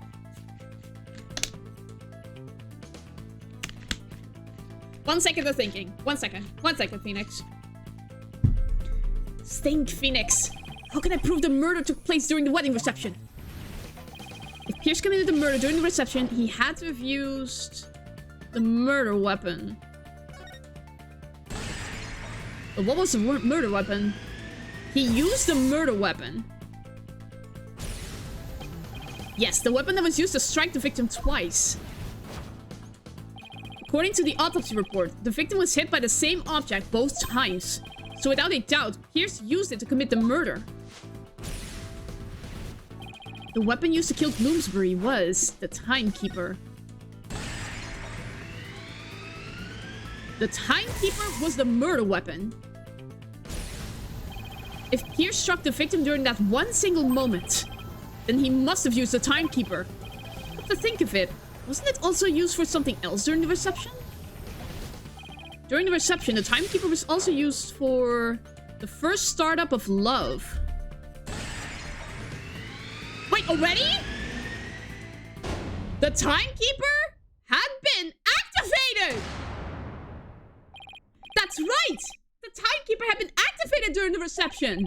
If we activated the Timekeeper again now, and find any trace of evidence of the murder, that would be conclusive proof that Bloomsbury was killed during the reception! Oh my god, Phoenix, that's genius! Oh my god! A special ceremony took place during the reception in question. What kind of a special ceremony? It was called the first startup of love. Apparently, the couple activated the Timekeeper for the first time during it. Does that mean the Timekeeper hearing evidence isn't activated at the moment? And what would happen if we were to activate it? Why don't we see for ourselves? It would give us a chance to examine it. And while we're at it, we just might find some conclusive evidence. What? No, you can't activate it. Mr. Nickety, keep quiet or I'll have you thrown out of court. By the way, Mr. Wright, this is supposed to be a time machine, right? We aren't going to travel back in time to the Stone Age or anything, are we? I don't think we have to worry too much about that, Your Honor.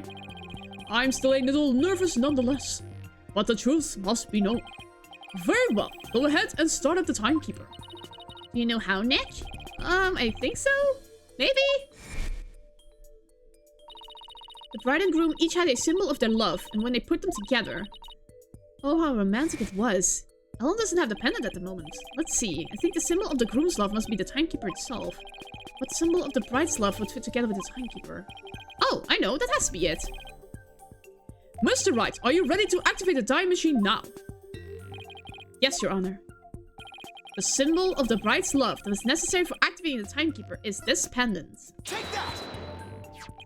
Miss Wyatt's pendant is the symbol of the bride's love that's necessary for activating the Timekeeper. What? And does that mean you can start it up with Miss Wyatt's pendant? I believe so, Your Honor. Very well. Please try it now, Mr. Wright. Okay, here I go. First, I have to figure out where the pendant goes.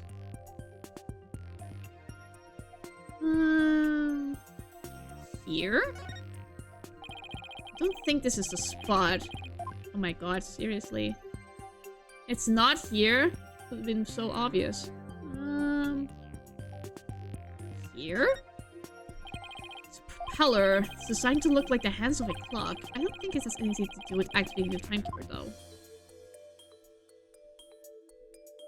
It's over here. Come on. The outer casing is made of metal. I sure wouldn't want to get hit with something like this. Where? Oh, where? Oh, duh, here. This hole looks like a good spot. I'll try setting the pendants in here. Yeah, perfect. It fits! This must be the right spot. Now I have to find a place to insert the key. And that is... here? This hole in the middle of the pendant. Could this be it? Yes, it is.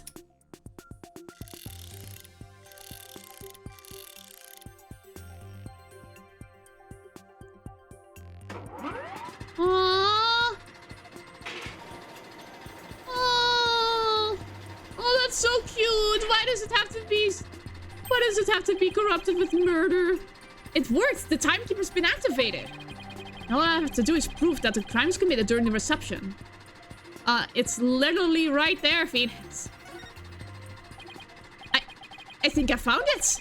Conclusive evidence that the murder was committed during the wedding reception.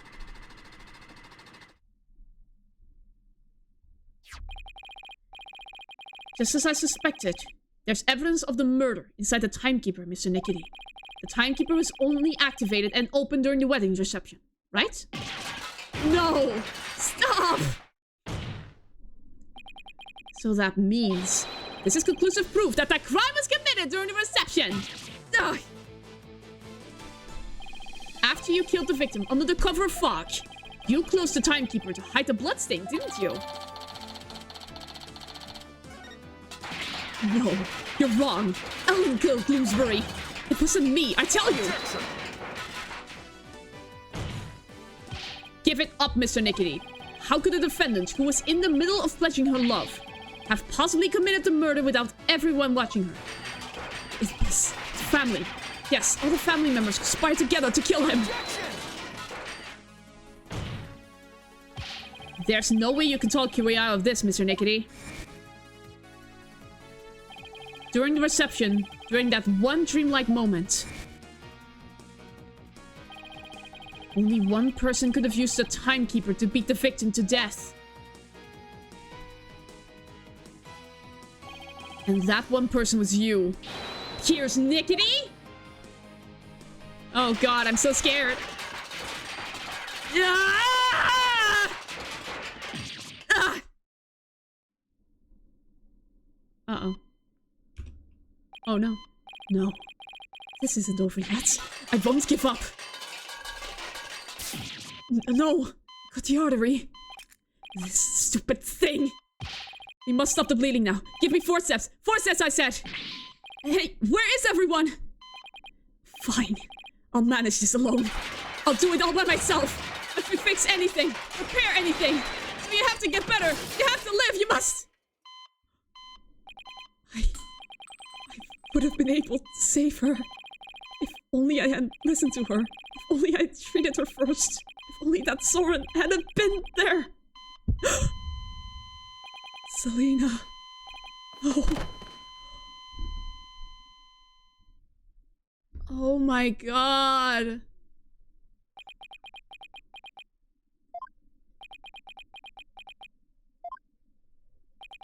Witness, are you finally ready to tell us the truth? It's just as the lawyer deduced. So it was all a revenge scheme against Soren Sprocket.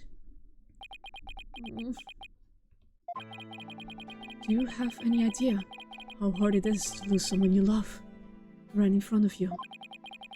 Selena's condition is clearly more critical than Soren's. But in spite of that, she said, please help. Oh! No! Miss Sprocket's last words. So that's what she really meant by those words. I was able to grant her wish, but at the price of her life. So you got a job with Sprocket Aviation and waited for your chance to get revenge. You got close to Mr. Bloomsbury and hatched this plot. Is that right? Bloomsbury already bore a grudge against Soren. So when I tempted him with an even better position, he immediately took the bait. He was your accomplice, someone who shared the same goal as you. Why was it necessary for you to kill him? I didn't expect Soren to strike Bloomsbury out on a Vista deck. And I certainly never imagined he'd make his way there along the outside wall.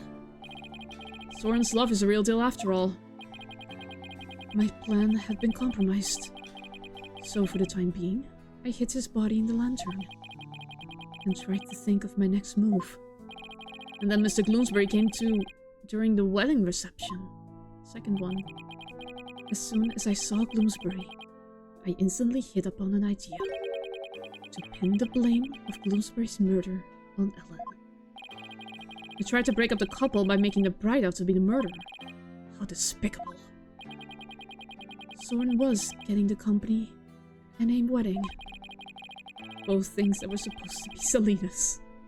He took every happiness from her. Who's the despicable one here? Do you think what you did would make her happy? I know it wouldn't. But I couldn't just stand by, watching Soren enjoy his happiness. I was going to have Soren taste the same pain I had. And then take over Sprocket Aviation. I would take back from him all of the happiness that was rightfully Selena's.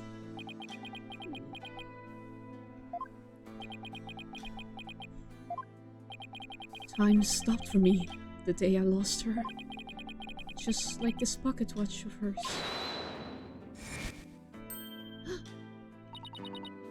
Pierce. Miss Wyatt? I believe Selena would have said, leave this ill will behind. Your time is yours to live.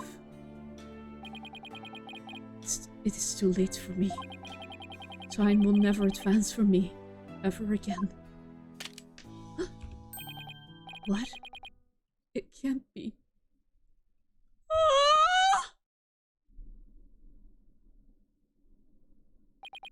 I see now, Selena. What I did was wrong.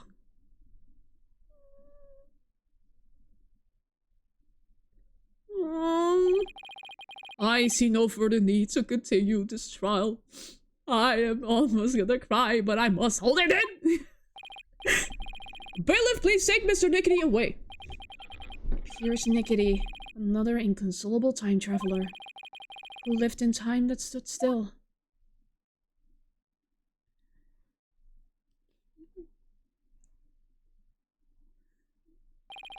Now then, I must render my verdict regarding the defendant. Your Honor, before you give your ruling, would you please allow me a moment? Very well. Alan, there's something I need to say to you. Yes, Soren? I've put you through something truly horrible. This whole thing happened all because of me. I would understand if you wanted to call off our marriage. What? She's not gonna do that, of course not. Of course not! I've never once thought that! If you stay with me, you'll only face even more trying times in the future. What do you mean? The truth of this incident, and the car accident before it. I'm going to tell the public everything.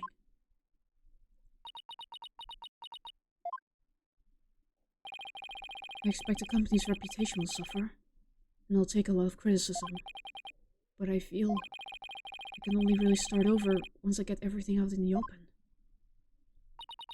Soren! After all that's happened, I might not have the right to ask you this, but... well, how should I say this? Maybe I'll just... yeah. Aww. He's not gonna. He's not gonna.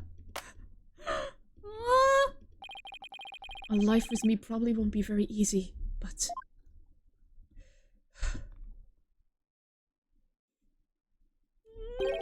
will you marry me? That's so sweet! Yes! Yes, of course! Oh! Yay! Your Honor, thank you for this time. Please continue with your ruling. Very well. But first, I have one question.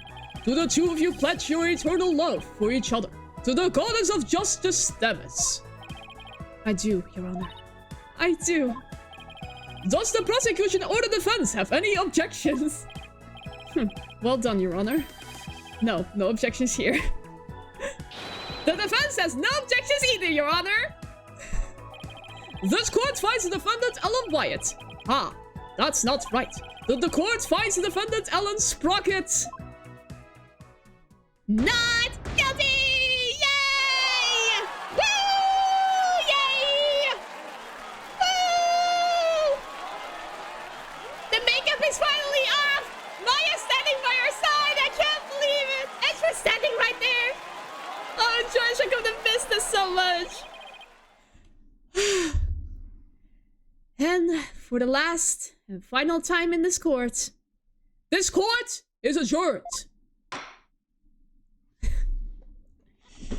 Oh, we're done! Oh, that was beautiful. I couldn't have... It couldn't have been a better ending. September 23rd, 11:36 a.m. District Court, Defendant Lobby number 3. Ellen Soren, congratulations! Mr. Wright, I can't thank you enough. If you hadn't exposed the truth, Soren and I wouldn't... But now you can finally start your new life together, right? Oh, thank you! Soren's just standing there. Mr. Wright, we'll be holding a real wedding... Sorry, I'm being very taken in by the emotions right now. This is the last time. Mr. Wright, we'll be holding a real wedding ceremony in the near future. Would you do us the honor of coming to it? I want you to witness our fresh start. Of course! I would miss it for the world! And Ellen, this time, it'll finally be happily ever after, right? Oh, yes! The two of you have persevered and overcome this trial together. Now, no matter what obstacles come your way, I'm sure you'll be able to handle them. And there's another thing I'm sure of too. This person will always be watching over the two of you. Oh! Take that! Selena. Yes, I think you're right. And we promise to live life to the fullest. For Selena's sake too. Right, Soren? That's right. Well, we better be on our way. Yes, my love. Ah! Wow, the old threshold carry, huh? Way to show up. We'll be seeing you. Goodbye for now. I'll be looking forward to that wedding. Hold on tight, Ellen. You better believe I will. I'm never letting you go. Ah! There they go! Ah! There they go. You're not thinking of going to that wedding by yourself, are you, Buzz? Oh. Yay! You're taking us too, right? Oh boy, I bet there's gonna be all kinds of fancy food there! Athena, when did you get here? Just now. I would have been here to cheer you guys on earlier, but Trisha never gave me a chance to slip away. I'm going to be in even bigger trouble with her later. Speaking of the wedding, maybe I should ask him to invite Edgeworth. Oh my god, yes! Mr. Edgeworth, really? But you thought Ellen was guilty all the way to the end. That may be true, but... he did help with this mess of a man. He was having a mental breakdown, and he was like, just shut up and let us speak. Arm, come on, please. Up. I love copying poses. If he hadn't stood up for us when he did, the trial probably would have ended there. You mean Mr. Edgeworth gave us that chance? Maybe. Though knowing him, I doubt he'd ever tell, even if I asked. Well, if that's how you feel about it, Nick, then why not try to get him invited?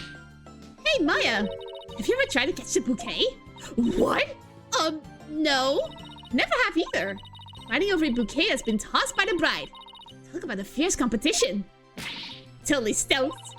I'm not sure it's really supposed to be all that competitive. I'm a pretty good jumper, so I think I've got a chance. She's definitely missing the point of the whole thing. And Larry, How did you manage to stay so quiet for so long? Oh my god. Shut up! I was crying tears of happiness, didn't you see? Wishing the lady you fell in love with every happiness is what a real man does! Don't you see? I'm pretty sure that relationship was over before it even began, Larry. Darn it! Oh, if only I was 10 years younger, things would have gone differently. Oh my god. Hands of time, why would you turn back for me? Ugh.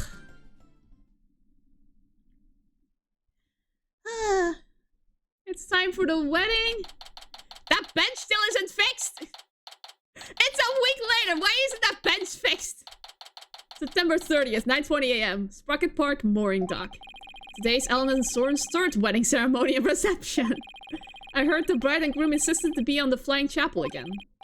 In the end, they were nice enough to invite me and Maya. And Athena kind of invited herself.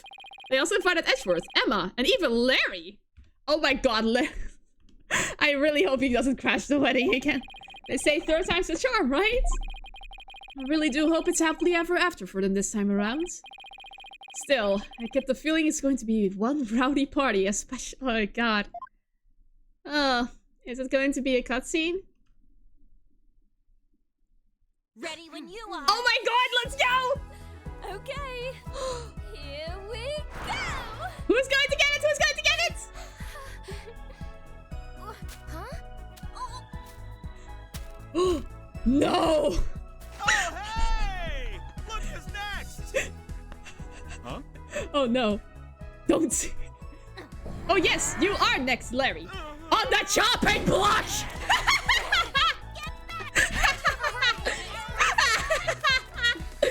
Oh. Truly blessed to have you. Oh. Oh. A truly beautiful ending. We made it, ladies and gentlemen! And Void! We did it! Oh, we have art. Congrats! We have art. More art. Yay! We did it, ladies and gentlemen. We actually did it. Yay! No, that's about. I'm curious about this. Accolades.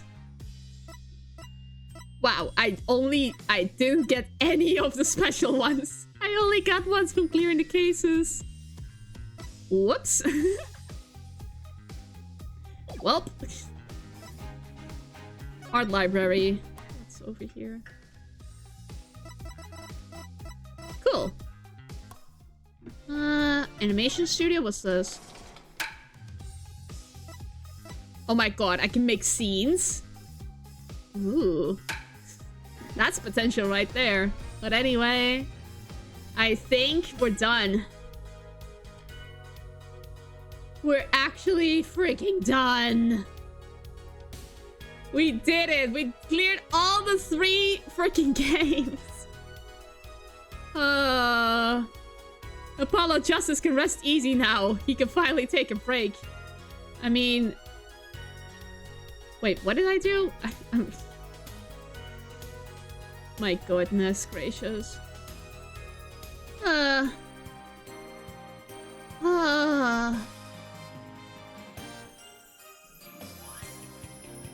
don't know which one of the 3 was my favorite, to be honest. I have the fondest memories of Dual Destinies at the moment because of Blackwell, but that's it. Blackwell is the best prosecutor in the trilogy. I mean, come on, guys. Blackwell is just perfection in the prosecutor. Aside from Edgeworth, of course. No, Edgeworth is perfection in a prosecutor, but Blackwell's a close second.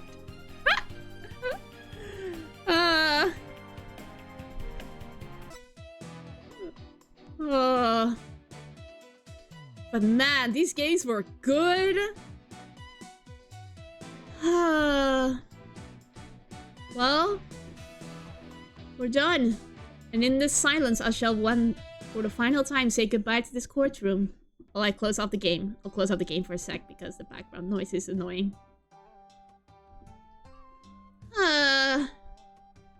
It's truly a shame that no one can commemorate with me on this. Oh well. I'll stay for a bit. I'll miss this place. I really will. So many memories, so many streams. Well, Justice and Investigations were played in this room. It's a different courtroom than the original trilogy, after all.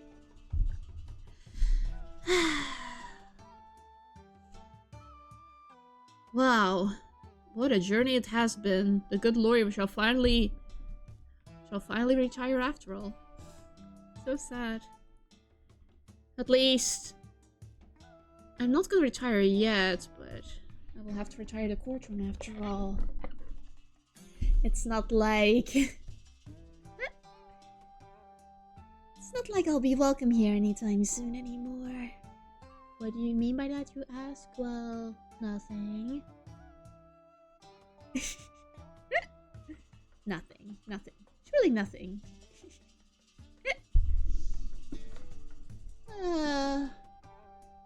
I don't want to leave, but no one is here to stretch the time. I don't want to leave yet. I'll say goodbye properly, I guess. It's been over 3 hours, so it's a proper length of stream, but it's so sad. So sad. I'm gonna miss this place, you know? I'm gonna miss renting out this place. Oh right, there's a reason. That was the reason I couldn't get in here anymore. I can't afford to be in here anymore. Renting out courtrooms is expensive after all. It's nothing to do with them tightening security or anything. My goodness, my body is very uncooperative today. Sheesh. I'm curious though. Who else is playing today? France is streaming the horse game again. No, he isn't. Okay. It would have been amazing if it was. I mean, he shall face my achievements sooner or later. I shall react to them. He must see my power for himself. I think he will have. Ah.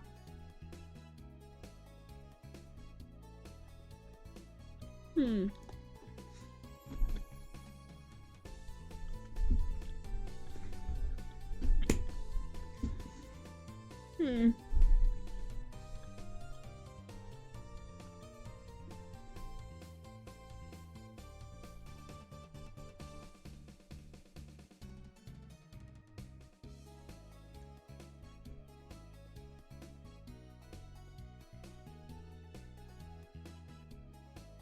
Welp.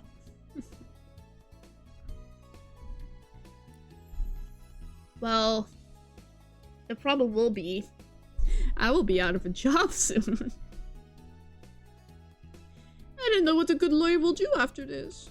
I mean, there's still Great Ace Attorney Chronicles, but I want to space them out a bit, you know? Besides, like, I think I took up a lot of the year already.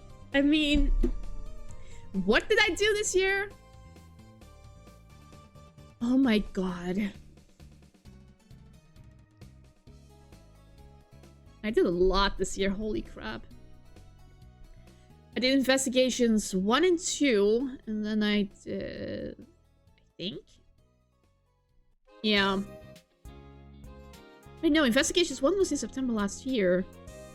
It was Investigations 2. Oh, right, I was preoccupied with Yakuza. That's the thing.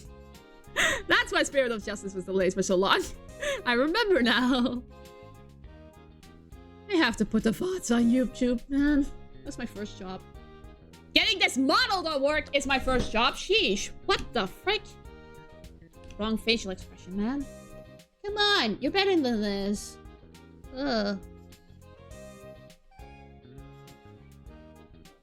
I swear, it works perfectly before the stream starts, but during the stream, it crashes out and bugs out like no tomorrow. I swear to God.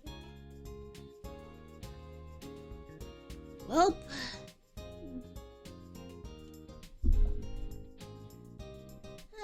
it's sad, but at least it's a peaceful goodbye. Well...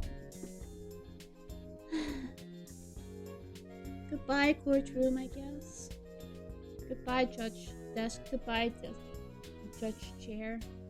I'm gonna miss this whole place. But I guess I will have to find another location for the Great Ace Attorney Chronicles. It's not like I could travel back in time or anything. No, that's not possible. Well, I guess that's my thing to figure out for now. But for now, I think I'm gonna enjoy a fairly good dinner with my family. I'll be able to leave early today after all.